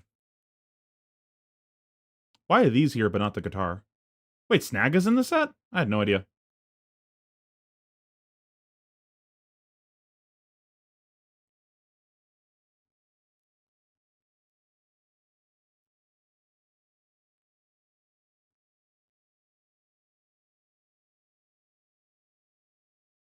Okay. What's the restriction on the guitar? Is it somehow limited to only she can play it? 2 block is definitely a drawback. I haven't even read it. I should read it after this. How good this Intimidate is. The range is like it's not super relevant to it's a huge deal. So yeah, we got to see what kind of on hits we have coming. You could these heals are meant for walking. I think it's pretty good. Like blanket +5 buff is strong. It notably doesn't have the slogism drawback where you have to play what is the drawback? Like 3 cost attacks in your deck or something, which like Lyeth probably doesn't want to do. You probably want to be playing like 0 cost dinkers that you can buff in other ways efficiently. I think it's got potential for Lyeth. It's also playable in Cheeto. We just have no idea how that deck will function.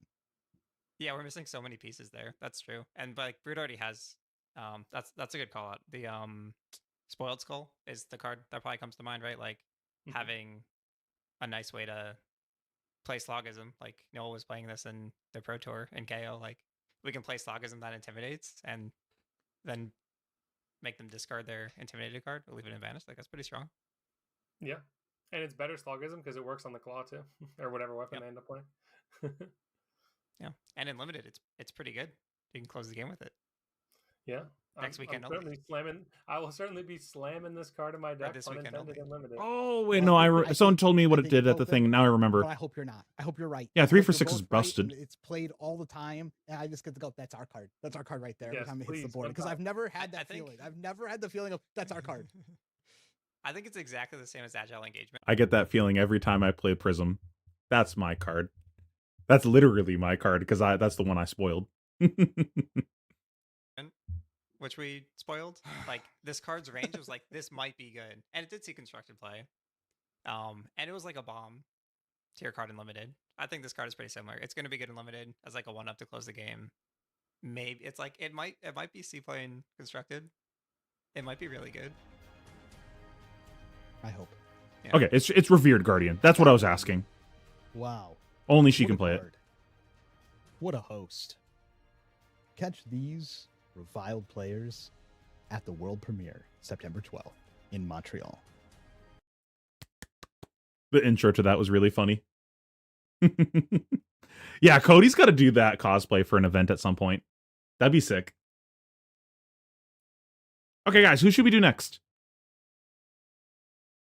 I'm just going to pick something if no one says anything. BIOS update, I guess?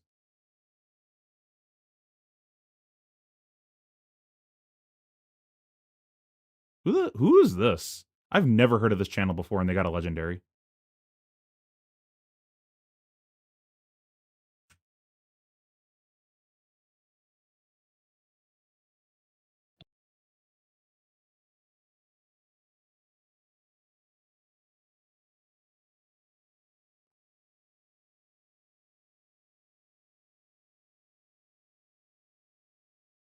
I've never heard of this channel.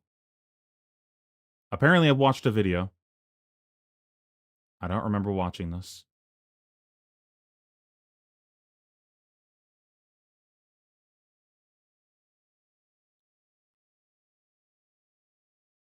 Okay, we'll watch that next. Let's do Tekla Foundry. We got or not Tekla Foundry, BIOS update. You want Tekla Foundry? But we already did Tekla Foundry. You're gaslighting me.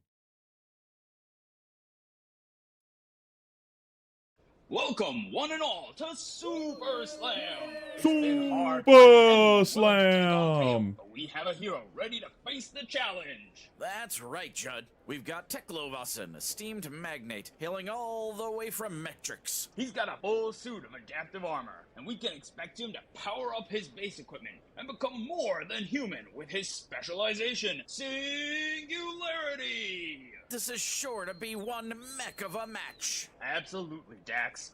Ooh, they're starting. Let's see how things play out. Teklo's boosting 0 to 60. Did you say 0 to 60? He'll get a ticket for that. It looks like he's even arsenaled the Singularity to save for later. Look at that! KO's looking to send Teklovasan packing, banishing the Singularity. My God!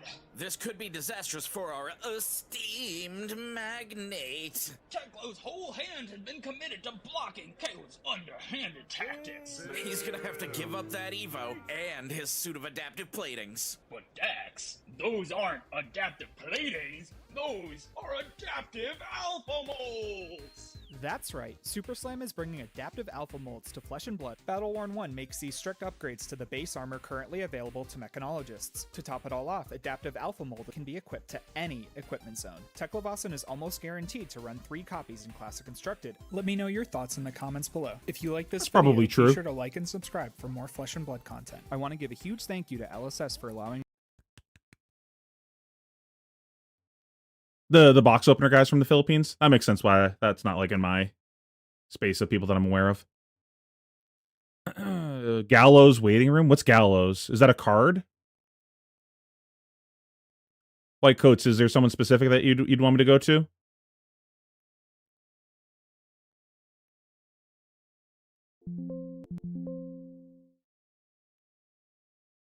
Nothing comes up when I control F it. 3 floating? I don't even think they have a video linked here.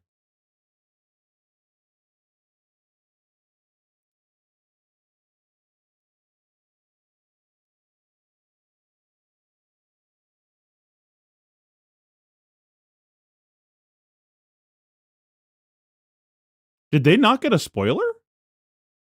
Or like they just didn't make a video for it? Oh, Gallows. Oh. Bro, I don't know card names.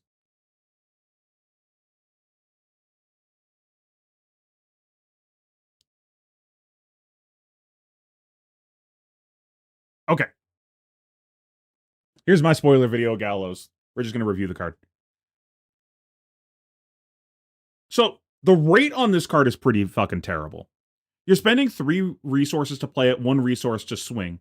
So you're spending 4. So we're the same rate as Humperdinck. Not Humperdinck. Chum with this one. But we're only getting 7 value out of it. This is 3 value worse than a Chum. That's pretty significant. Even if we're just looking at like the normal rate of a 3. Yeah, I'm terrible with names, man. It's so bad. When I meet people nowadays, I'm like, you know, intro of what's their name, and then I tell them, like, as I'm meeting them, I'm gonna ask you like at least 8 more times because I'm not gonna retain it. It's nothing personal. I'm just really bad at it. Brain's not wired that way. Anywho, even if we just look at like a normal 3 cost ally, the rate for all of the 3 cost allies, so we're talking Cuddy that you pay into its effect, Scoob, Anka, you're getting 8 value. This is worse value than that. This is the value that you would get for a 2 cost ally. So we're spending double the resources for the same amount of value. So this effect needs to be incredible. And if this is incredible, if this effect, how do I phrase this? This is the type of effect that could be a game changer. It's Tar Pit Trap. That's really good. It's 3. Okay, can you send that to me? Send it to me on like Discord or something. Just like drop it in general chat and ping me. And we'll look at that next. So with like Anka, I think Anka is a really good comparison to this card. Because typically, you know, you can think of it that way, like, oh, on hit, draw a card. And I very frequently didn't want to discard a card to Anka, even if I had the option to do that, to trade cards with my opponent. Because the cards in my hand were worth so much more than the value of the cards in their hand. I just want to play 4 or 5 card hands. I don't want to block. If I'm discarding a card to prevent a draw trigger, that's like blocking with extra steps. If I didn't want to block, why would I discard a card? Sometimes you do, like you have extra allies, or maybe you have no outlet for the ally in your hand and you have no allies in the bin. So like you will contextually on what's going on right now, but more often than not, I didn't actually want to use that effect on Anka. This is kind of the same thing, but this has a wider application of on hits. If we ever see a deck that has like on hit go again, this just ranches that deck. This could stop on hits that are worth more than 1 card. So like an Erudition, though I don't know if I even want to do that there. Maybe I would. Guardian with their crazy on hits, like a Crippling Crush, a Spinal, a Batter to a Pulp, or something like that. There's definitely applications for this. Maybe an Assassin that's layered multiple on hits to the same card. That's pretty typical for Assassin. This could have a use, but I don't think my default is just like slam this card in my deck. I think this is a sideboard piece when the meta has decks floating around that this is relevant against.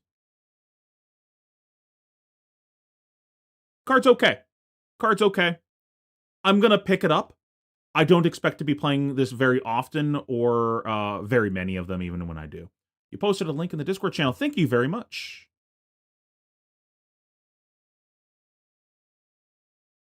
In before Rick Roll.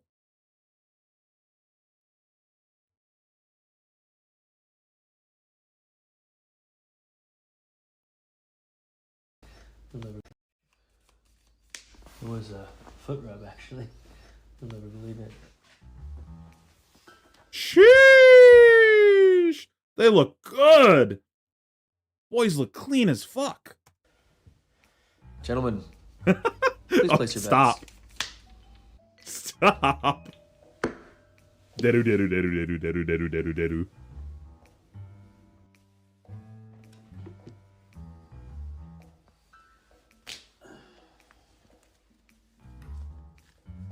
Bro's flexing with the LSS shirt.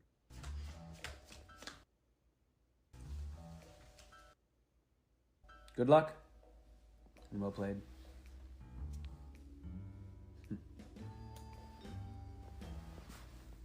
Blue.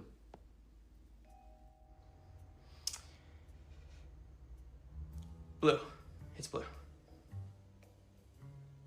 It is blue. It is blue.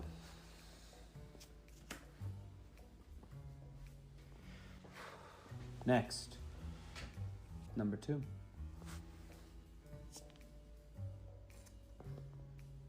Hello, old friend. Red. Red. Yeah, red. Red. Well played, gentlemen. It is red.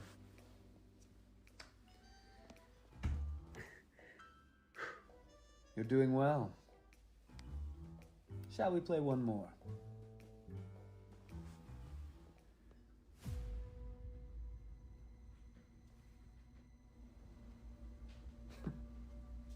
Who's behind him? Blue. Blue? Huh, what a buffoon. This poor bastard doesn't realize he just signed away his last paycheck. Fascinating.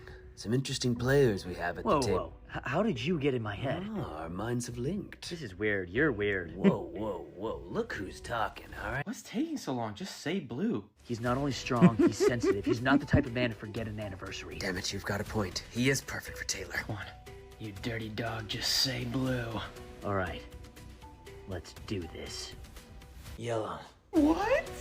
Impressive, Jacob. Oh, God! I'm sorry to say, Aiden, I lied. Get him out of here. I don't want to discard. Please, I don't want to discard. That's just the way the cookie can... Just another day. Turntables. Another day. And that's Dog, why you we never call know it when. truth, Truth or or trickery. trickery.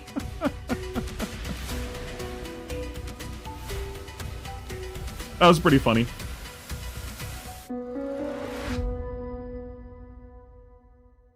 That was pretty funny. Not as good as the Max one, of course, back in the day. But like hard to top that. Give No Quarter does make this slightly better, but like you could just play something else to make Give No Quarter better, right? Like you could just play Swabby if that was really a concern. I don't think we have enough good allies to go with Give No Quarter for that to like really be a concern. It does fit that curve nicely though, just like Give No Quarter, Dead Threads, Swing, but okay. I could just do something else for better value. Like I could have just played an Anka. Same thing, but better, right?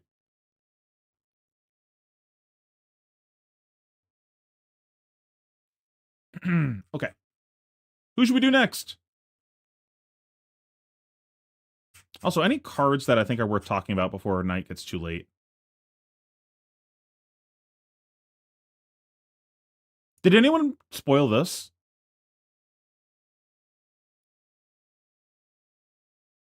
In video form. I guess I'll just bang out a couple of these. Who is that?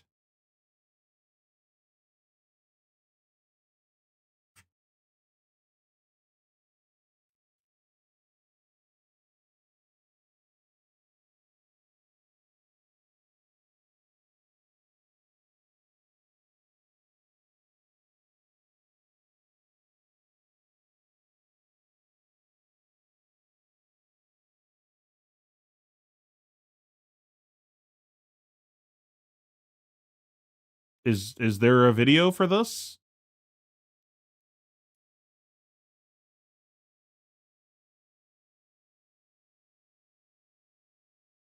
The Guardian weapon? I don't have anything else to say. I was just asking if it was a specialization of in some way, and then we pulled up the card and it was, oh yeah, it's revered. You can't play it anyone else. I had nothing else to say about it beyond that. All right, someone got a link? Oh, I guess I can just do this, right?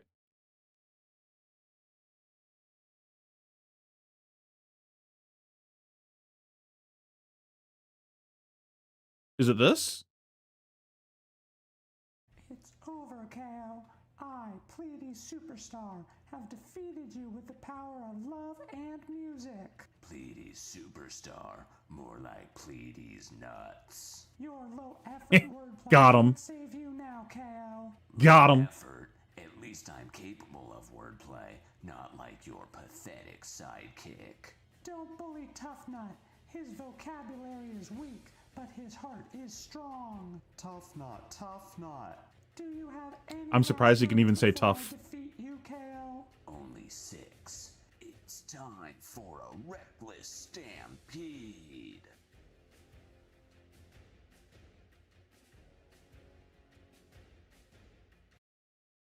I watched someone block with this card at the world premiere. That was tough.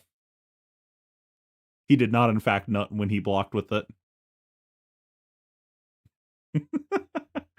It was in a game against Dan. I just came over to watch. Guy blocked with this, and he's like, got him. Dan's like...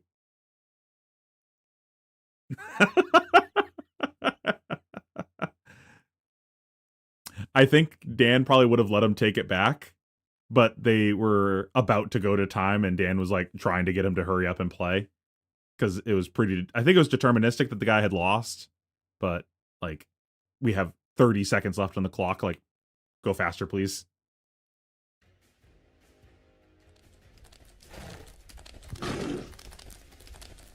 Oh! Wait, what's going on? No, my one weakness, physical violence. Tough Nut, Tough Nut. Now it's I who have been defeated by your reviled, underhanded tomfoolery. What is going on? Show's over, Pleiades. Oh no! How's that for low effort? In the deathmatch arena, cheaters always win. What am I watching? That cat is adorable. Oh, so cute.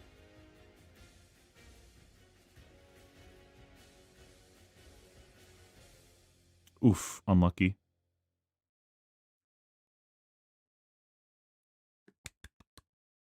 I have no idea what the second half of that video was about with the cat. I was very confused, but okay. Ooh, the revolting gesture has to be a good video.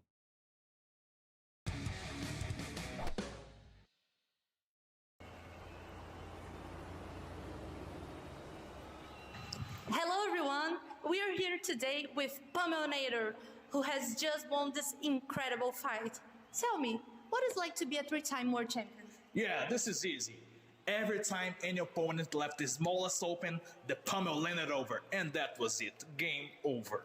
Yeah, would the crowd even boo to your opponent when he brings out the dust blade?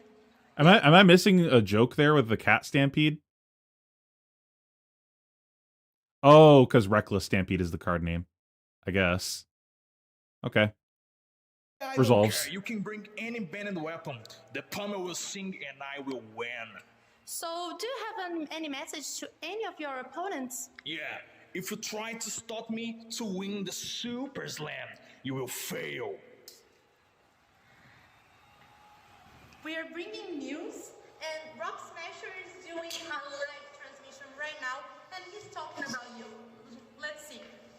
I need to ask you guys, did you see last fight? This Pummelnator, he's terrible.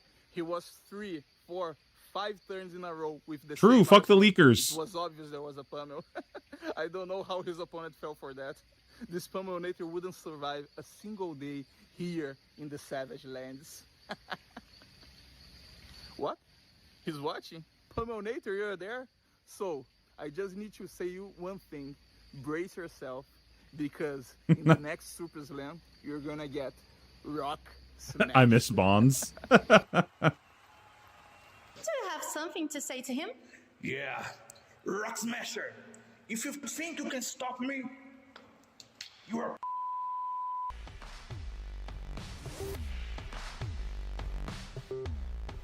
What was the thing there?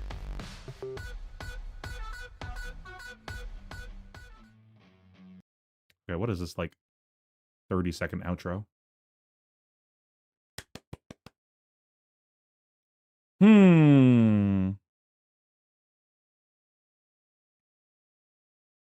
Who's the one that did the fuck leakers in their thing?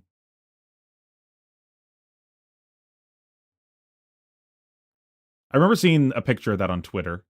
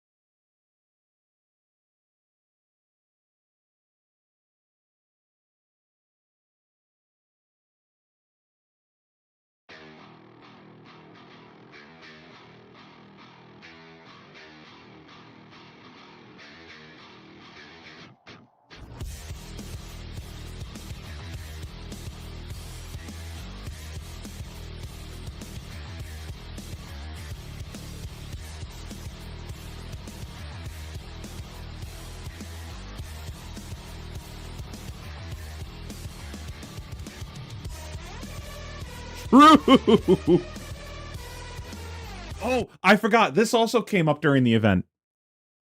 I'm sorry. We're getting distracted. We're going to put a pin in it. So, here's some extra lore for you guys.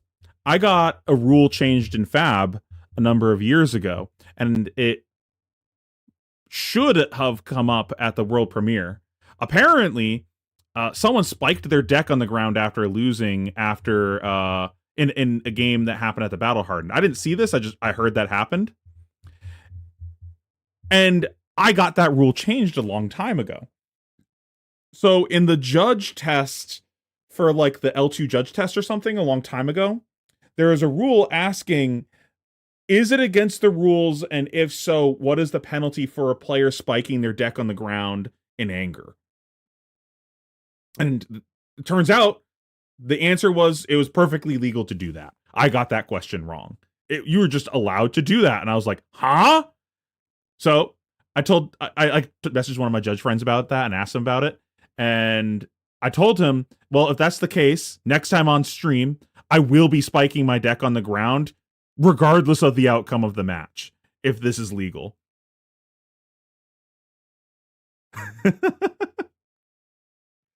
The rules change in 24 hours. Unlucky. You monster.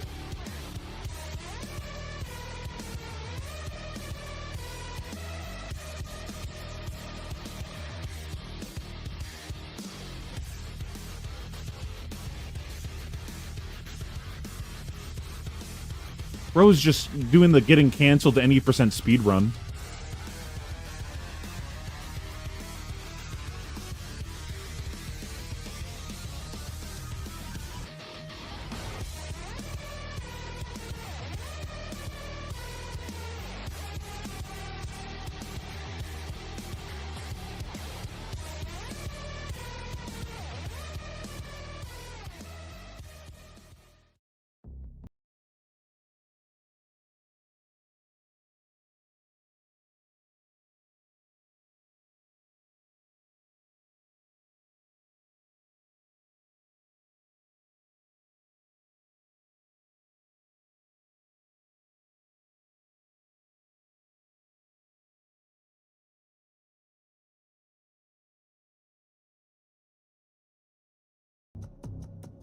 Nope, I'm not, nope.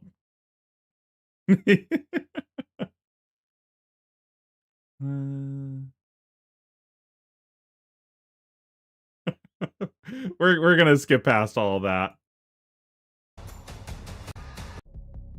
Okay. That's goofy. No one's doing that, okay? Like,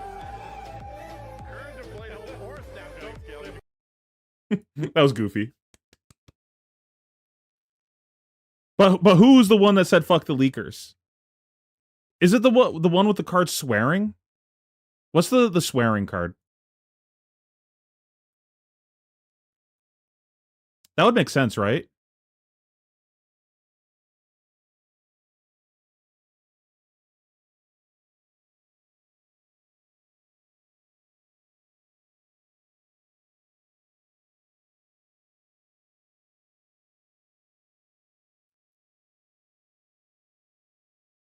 Yeah, we talked about that near the beginning of the spoiler discussion.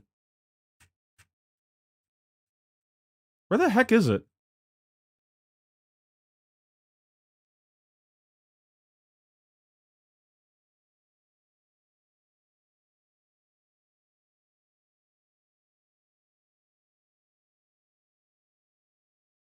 Bro, I'm so stupid. There it is. Spew obscenities. Did someone leak that? That would have made sense. Nope. Okay, anyone else that you guys think is worth watching?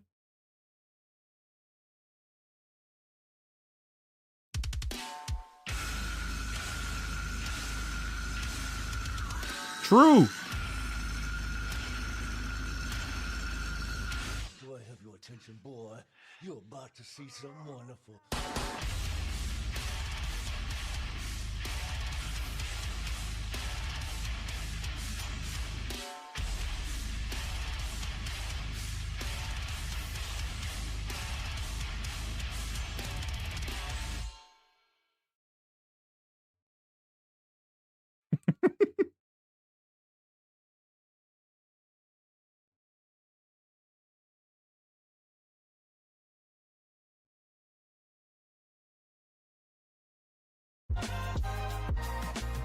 Nope.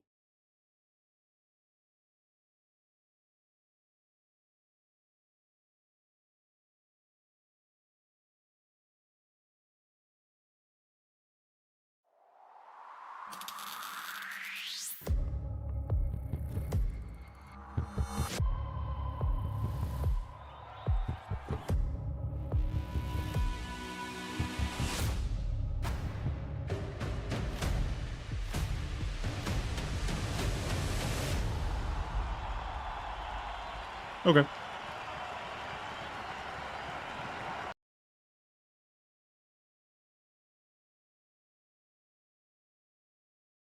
Okay, again, do you guys have any other standouts of good spoiler videos to watch?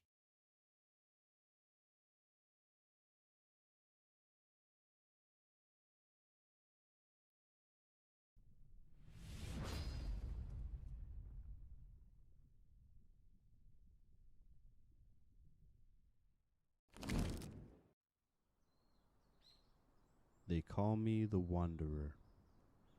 Like the wind, some view me as aimless, carefree, and without purpose.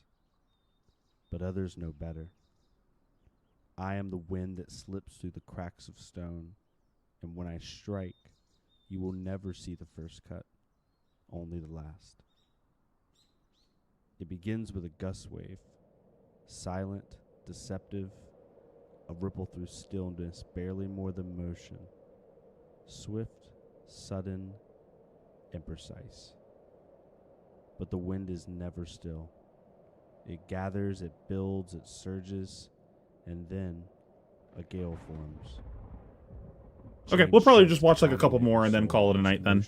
If you guys have any other standout ones to watch, say something. Movement and no hesitation.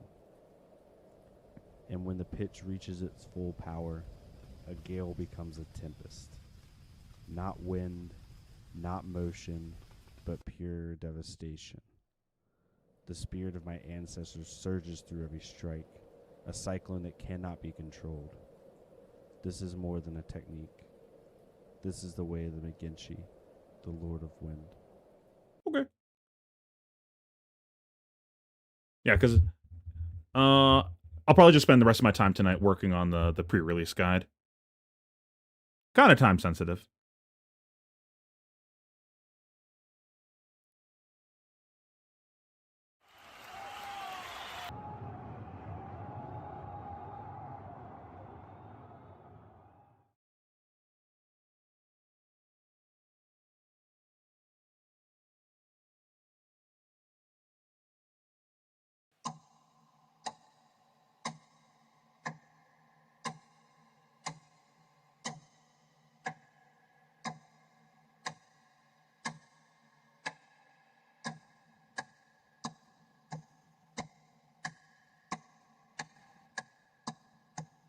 Squidward meme.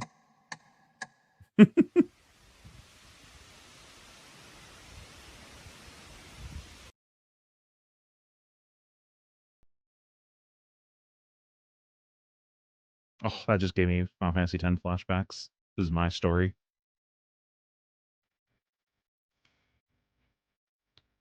Oh, I love Final Fantasy X.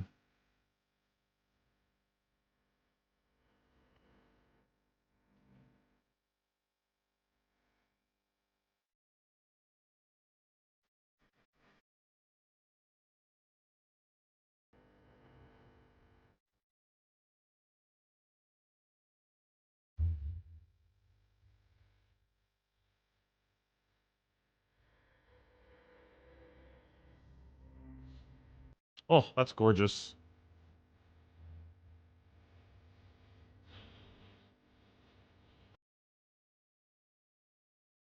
Yeah, the plan is try to get it done, finished, recorded, and everything on Wednesday. I have my like rough outline done for it, and then have it published Thursday because I know some people go to pre-release on Friday, so I want to try to cover those people. That was cute. I liked that. I liked the nice segue between the two. That was cute. That must have been kind of annoying to find a spot to record that like matches that nicely. I really like that. I was sitting here being like, what is the fuck does any of this have to do with your spoiler card? Not knowing that her spoiler card was something like this. That was cute. I liked that. Okay, let's do like 2 more.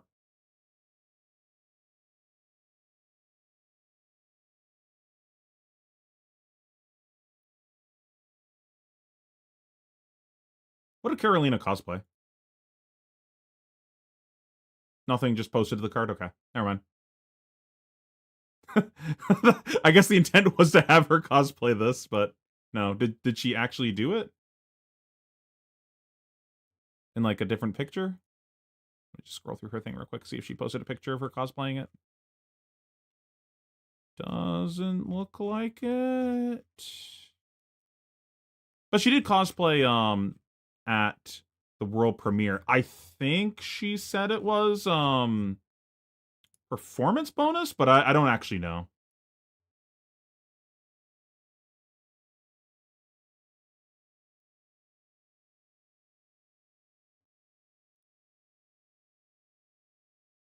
Oh, let's watch Sneep. I haven't seen him in a while.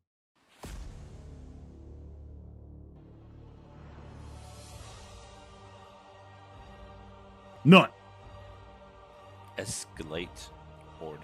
This 2 costs 6 attack, 3 defense, revered attack action. Is a solid limited. Yeah, we watched Ethan's earlier. A Pleiades deck would look to play. However, its text box was suggested to belong to Tough Nut instead, for it reads, when this attacks, if you control a toughness token, create 3 more. That means at its floor, it is just a 2-cost 6 attack that blocks for 3. But in its ceiling, it is a 2-cost 6 attack that gives you 3 more defense to use for your next turn. And yeah, at this card's its kind of fucked ultimate up. highest ceiling, you have achieved the ability of this card from using Tough Nut's ability to pitch the top card of your deck to be able to afford the resources to play this card out. If it is a 6 or higher, that means that the crowd cheers Tough Nut, and when the crowd cheers Tough Nut, he creates a toughness token. And when this escalate order attacks, you get 3 more toughness tokens, meaning that you're coming in for 6 and being able to block for an additional 4 next turn. This more than makes up Bro really stretched out that this is a 2 for 6, as you are basically getting a free defense of 4 for the next turn. Okay. Look to see this card and more in our next video on how you can win your pre-release and having some limited rankings coming soon as well. But until then, keep on fabbing. Really stretched out the fact that it's a 2 for 6. Oh, foil degen probably did something goofy, right? Okay, this is the last one, and then we're gonna probably end stream unless you guys want to chat for a little bit.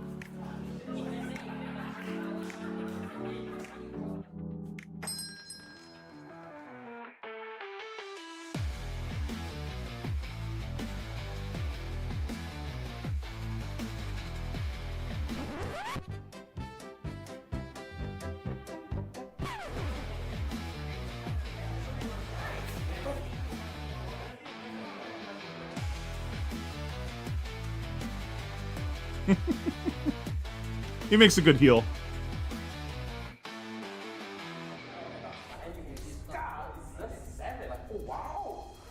What's up, nerds? What's up, nerds? Still playing your little 3-inch dicks? Yeah. Wait. We have the solution. If they're playing with 3-inch decks.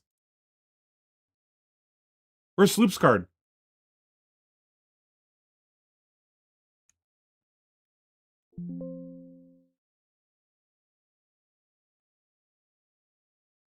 We got the medicine for them. We've solved this. My sideboard right here is worth more than your entire deck. Yeah! You could never afford it. Bro's sideboard is iron rot? Hey, why are you picking on us? Why are you bullying us? Bro's got to get picked on for his sideboard choices. What is bro playing in his deck? Bro's clown. What the fuck? Everyone boo this guy.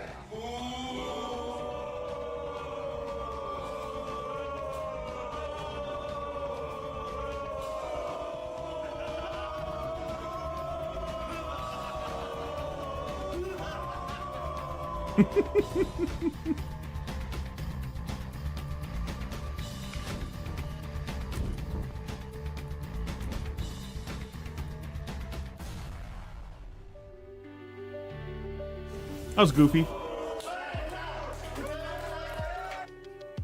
What do I say?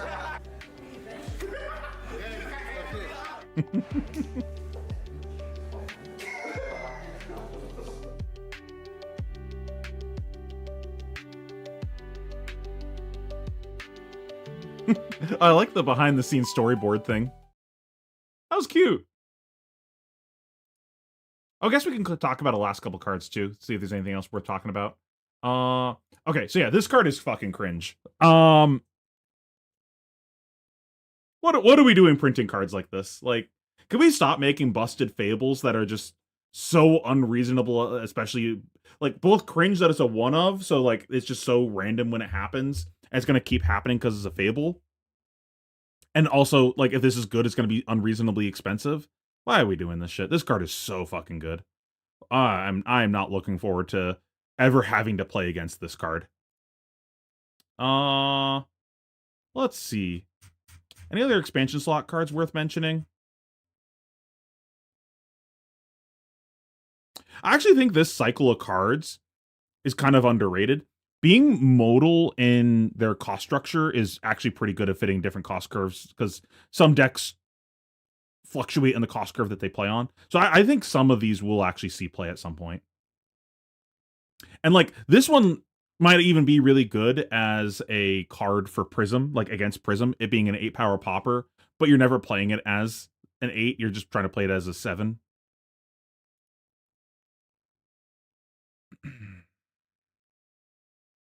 Story card is good. We'll get to that in a sec.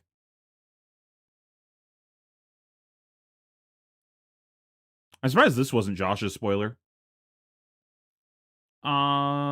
Choose. I know it has to do with like your counters on Dawnblade. Choose X +1, where X is the number of +1 counters on Dawnblade. +1, go again. Can't gain defense. Damage can't be prevented.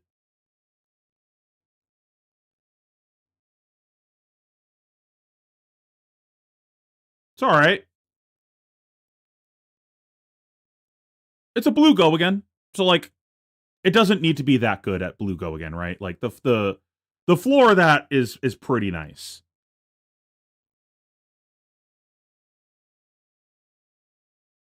Honestly, you could even play this outside of Dawnblade decks, right? Like, if you really just wanted a 0 cost go again, and you just wanted all the 0 cost go agains, you could just play this in a weapon go again, weapon pass deck. You don't need Dawnblade, because you still get X+1, so you can just choose go again. And then you have, like, the niche sometimes... Oh, no, wait, it targets Dawnblade. Never mind, I'm a clown. Cut the tapes, cut the tapes.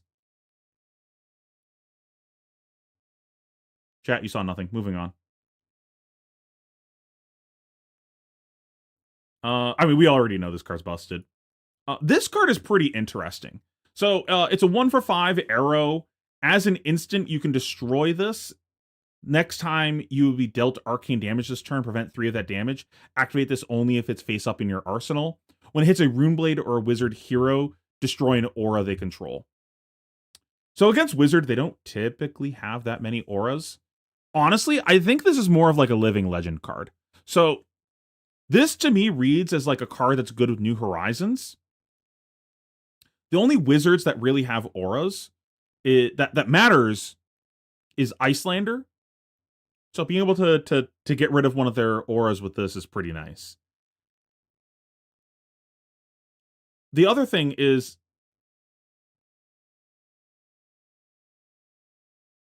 against Runeblade, the effect of this of preventing the next 3 damage, it's preventing, I believe, from the next source. So, you know, that's not going to work against a Runechant very well. Like, you're not actually going to prevent damage with a Runechant with this. So really, this is just an anti-wizard card for the instant side. But being able to destroy an aura could be relevant against Runeblade, getting their, like, Channel Mount Heroic or something. Sometimes there's other auras that are pretty high impact to hit, like maybe a, what's the 0 cost whenever you attack, making a Runechant? Getting rid of those can be pretty high impact as well. Or the 1 cost version of it that makes a Runechant every turn. There's some Runeblade auras that hitting that is pretty good. But again, this mostly reads as a Living Legend card, because it's something that you can just, like, let it sit face up in your arsenal and just play out of your other arsenal slot because you're using Voltaire, who cares? And then this just sitting face up means the Kano can't kill you.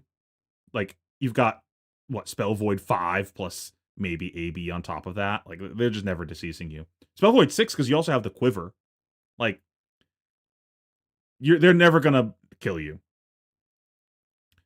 I don't know how much play this is going to see really outside of that. It's honestly just going to be a sideboard card for probably the on hit a lot of the times for Wizards and CC moving forward. I probably would have played this in Azalea at some point, but card's okay. This card is pretty good, but this isn't. This is Backspin Thrust, the 0 for 4 once per turn instant to untap a cog, and then this gets +1 or go again. This is good, but to me, this isn't what was the missing piece to make Puffin good. In my view, what she really needs is some ways to make gold to actually be able to use her hero power. Like, she needs her own version of Tipple, just something that makes gold that's pretty free. Because otherwise, it's like, why does she even have that on her hero power, right? If you're going to say that her hero power is just the draw card side, then why did we even print her in this way? So that just feels like a part of her identity that's being kind of unused. So I would love to see some cards that actually tap into that.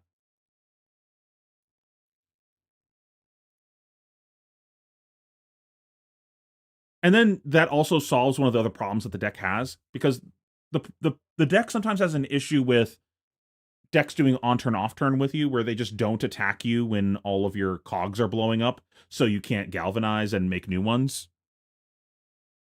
So having gold would help with that problem a bit, so you can just, like, hero power make a gold. Now you're not reliant on your opponent to do what you're trying to do. Like, I'd even love to see just a mech card that, kind of like what we already have, where there's some of the mech cards that make gold turbines. Just, if we're going to go this route of, let's take an existing card in her pool and just change the symbol to untap instead of tap, well, we could do the same with the cog stuff of, instead of make a cog, it's make a gold. And then you can let the gold sit in play for later. Because the other thing is, too, like, She can't even use the gold-baited hook because she doesn't make any gold. So, like, if you're gonna say, oh, you just use the hook to make gold, she doesn't make gold. So, like, doesn't make any sense using the other gloves. Not that you really want to, because the gloves that she has are so busted, but card's cool. It'll see play in the deck, just not the missing piece. I don't think I ever talked about Take the Bait on stream. I don't think this card is very good in the way that people want to play Riptide. I think if you're playing like a proactive strategy with the deck, you're basically just discarding a card to tell your opponent you should probably just block this turn. But you could just have played a pump instead and it would have accomplished a very similar thing.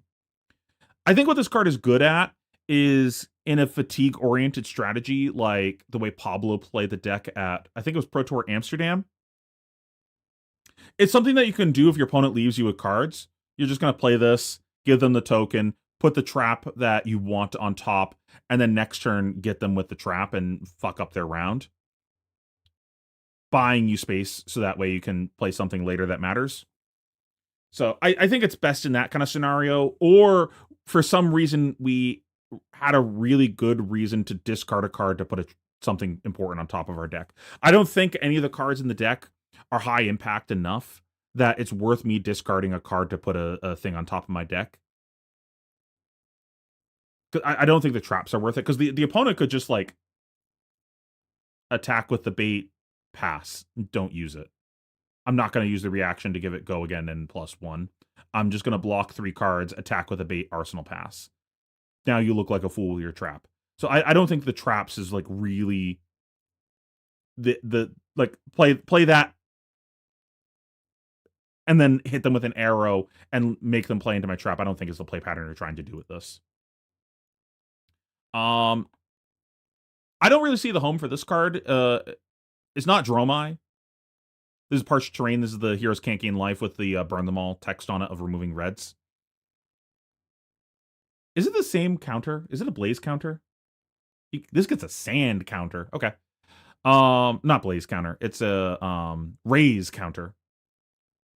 Now I will never unknow that text now because of Blockout Party asking that question on the podcast the other week. So this is really like not for Dromai, because Dromai doesn't struggle into decks that can gain life. She's just going to run over those decks by just putting a shitload of stuff on board and killing them. So it would be do the ninjas or the other, like the other Draconic heroes struggle with life gain. I could see it. I don't know. We never really had a meta with. The thing is, like, CYB just doesn't exist in the game right now. So this is probably just like a tool that exists if we ever have an effect like that come back into the game and be important. This could also be their way of beating Verdance if that deck is ever too powerful. You just put this in play and they just can't play the game. So it's just like a 1-card solution to winning that matchup. So could be a good sideboard card if Verdance ever is like too popular. This channel does something weird. It like bottoms auras, right? So it's a yellow 3-cost channel for Earth. Enters in start of action phase. Put another target aura on the bottom of its owner's deck. This would have been really nice for the Earth heroes to have back when Enigma is around. That's for sure. And I believe you get to pick for this, the way it's worded. So you're just like, bye-bye, Moragai. So this would have been really nice to have back then. Now seems a little less relevant. Definitely a house in the mirror if you can get like one of their important auras. Card seems okay. It seems like kind of like the same thing as the Parched Terrain, where it's like, if a meta comes up where this matters, this is going to be good. And that seems to be a bit of the theme with a lot of these expansion slot cards. Like, there's Silver Bullety, we got the Mage Hunter Arrow, we got the Parched, we got the Channel. Like, these are good in very specific scenarios. We already talked about Angelic earlier, but TLDR, this card is busted. Light Up the Leaves, just another 3 for 6. That card's good. Already talked about this, already talked about that. Catch of the Day, very similar to what I was saying with the Puffin card. This card is good, but it is not the missing piece that the deck needed. It is a 0-cost blue block 3 non-attack action Your next arrow this turn gets +2, and if a Go Fish effect would trigger this turn, instead it triggers twice. That's pretty good. The problem is that I see that the deck has, again, where is the gold generation? And also, honestly, the deck needs more Go Fish. I almost said goldfish. Yeah, the deck should get some goldfish, honestly. Like, give the deck some Go Fish cards that make gold. Like, some more of that. Honestly, give the deck just a cycle of 1 for 5 arrows that just say on hit make a gold. It just needs something. Just give it some gold generation. And that's it for the expansion slot stuff that's like we didn't already know about prior to this event. I don't know if it's necessarily a win more. Because I think part of the problem that Marlin has compared to Azalea is it's not disruptive enough. So I think that is actually some needed disruption for it to actually check decks that crumple to disruption.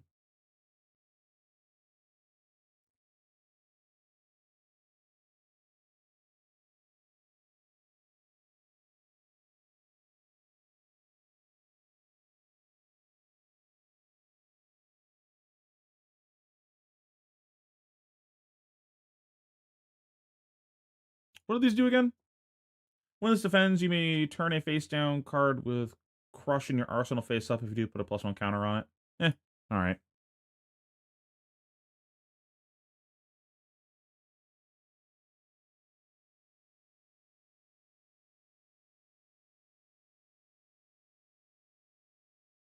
Song seems pretty good for KO, as well as the Clash of Vigor that aren't actually Clash of Vigor. Just a good extender for the deck.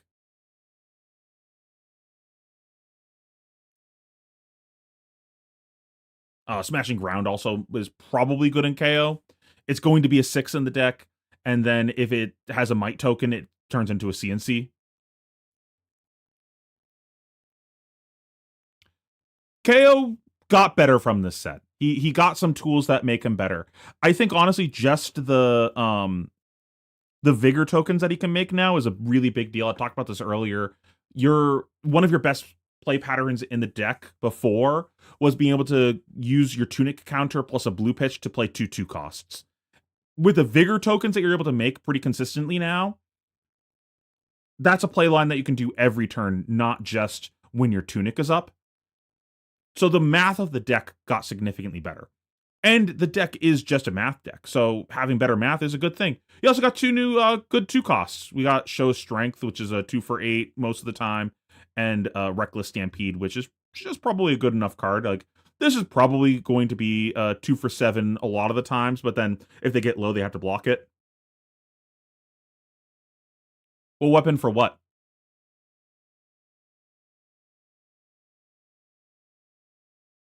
What does this do?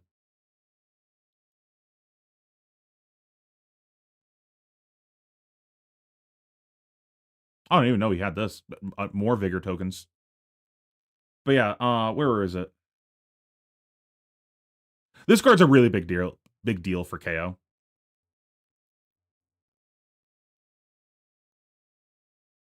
Vigorous Smash Up.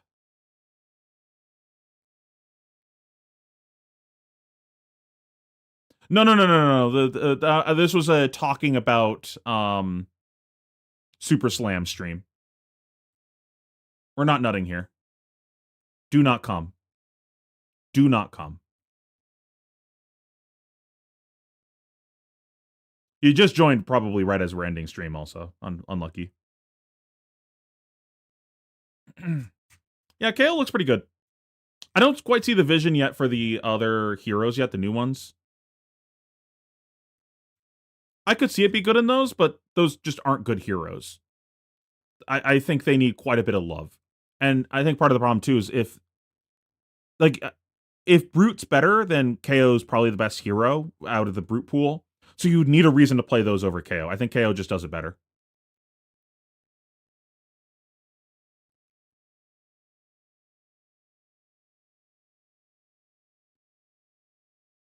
There's also a chance that you play Flex Speed in old KO.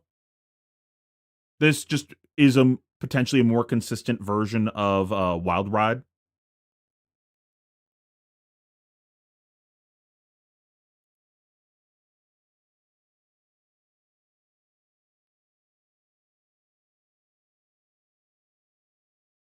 Buck Wild could also kind of be that. Just like there's more Go Again now.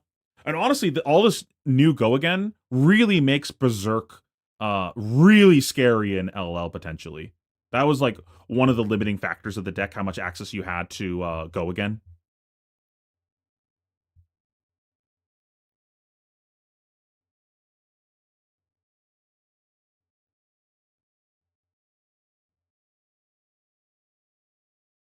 What's flat Go Again all the time?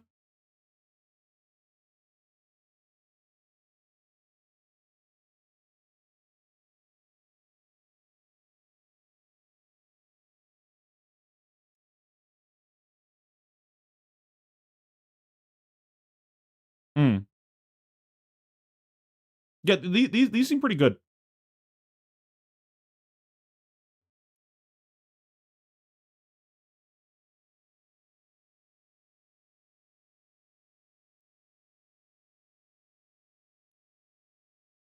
All right, I think that's all for stream.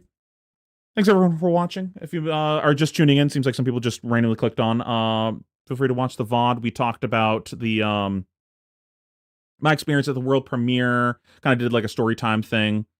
And then watched a bunch of the spoiler content and talked about some of the cards, gave my opinion on them, just kind of reacted to some of the content. I'm going to be heading out so I can go work on my pre-release primer, so stay tuned for that. I will be trying to get that out for Thursday so that anyone doing pre-release on Friday has access to that. It's going to be pretty comprehensive, going over not just like the basics of how to play the different heroes, but also reasons to move into the different pools. Like I want to try to give value as far as how to parse your pool, because I know that's pretty difficult to do when you're first time looking at a lot of the cards, of understanding where to go with your different things. So stay tuned for that. Thank you so much for watching. I appreciate you guys. If you got value out of this, subscribe to the channel and check out the Patreon. It's $5 a month. I appreciate you guys. Have a great rest of your night.